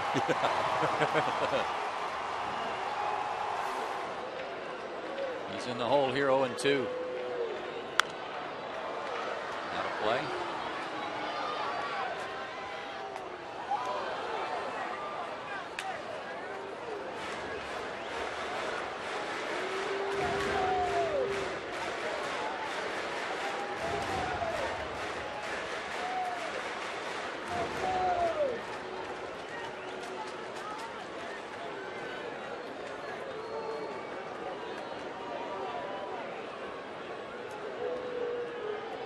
Nate McLouth on deck.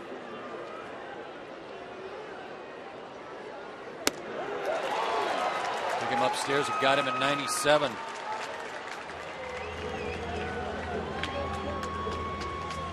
So he walked the leadoff batter and then fell behind Freeman 3-1, struck him out, and bounces back to get Gonzalez. So the Braves are down to their last hope here. Nate McLouth, who's also had a good night. 2 for 3 with a homer. They may be going to a left-hander.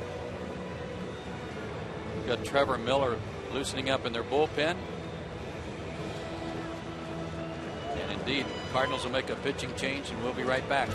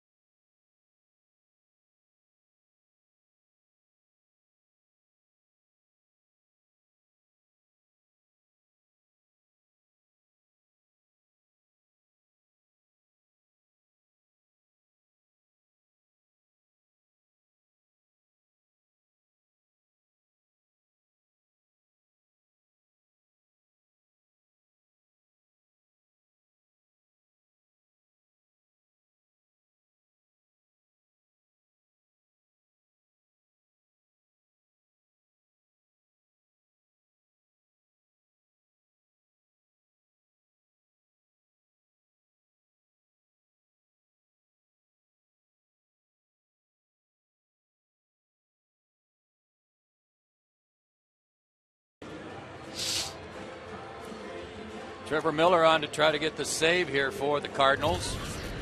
Left-hander's in his 4th game in 4 days. He was in all 3 games against Houston. No record with a 4.50 ERA. 0 for 1 in save opportunities for him, and he's going to face Nate McLouth. And with good reason. This is one of those situations where if you're going to go by the book, and there's the reason to make this change right here. Nate 1 for 13 with 4 strikeouts in his career against Trevor. So Tony's certainly playing the percentages here in this case.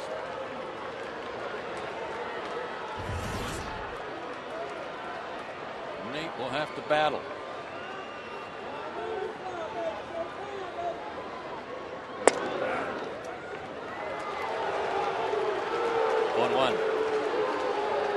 Pujols playing behind Ugla. His run doesn't mean anything. McLouth represents the tying run.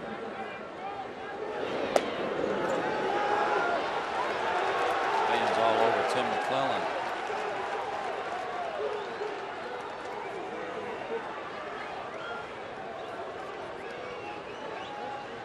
Trevor Miller's been with Detroit, Houston, Dodger organization, Red Sox, Tampa Bay.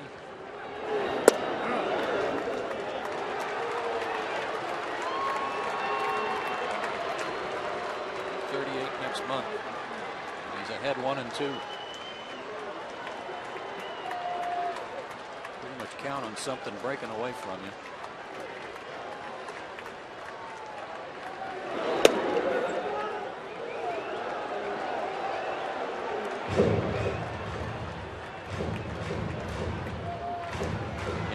buried deep, trying to prevent an extra base hit. They'd concede a single.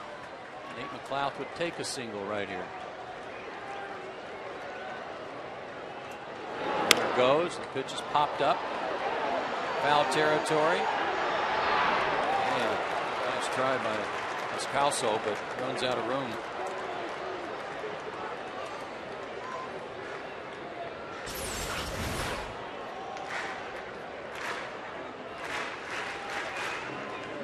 Wouldn't have been surprised to see him catch that with the knee. He sat down there with the glove. True. That's the kind of little flare, though, that Nate could drop out there in front of Holiday. He's playing so deep to keep this inning going.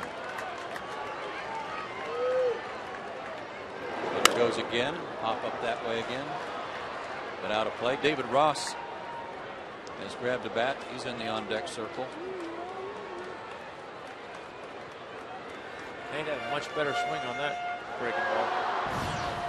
And if Nate does reach, you might see Miguel Batista, the veteran right-hander, who's loosening up for St. Louis. 2-2. Hubler running. And a line drive to left center field. Holiday playing deep.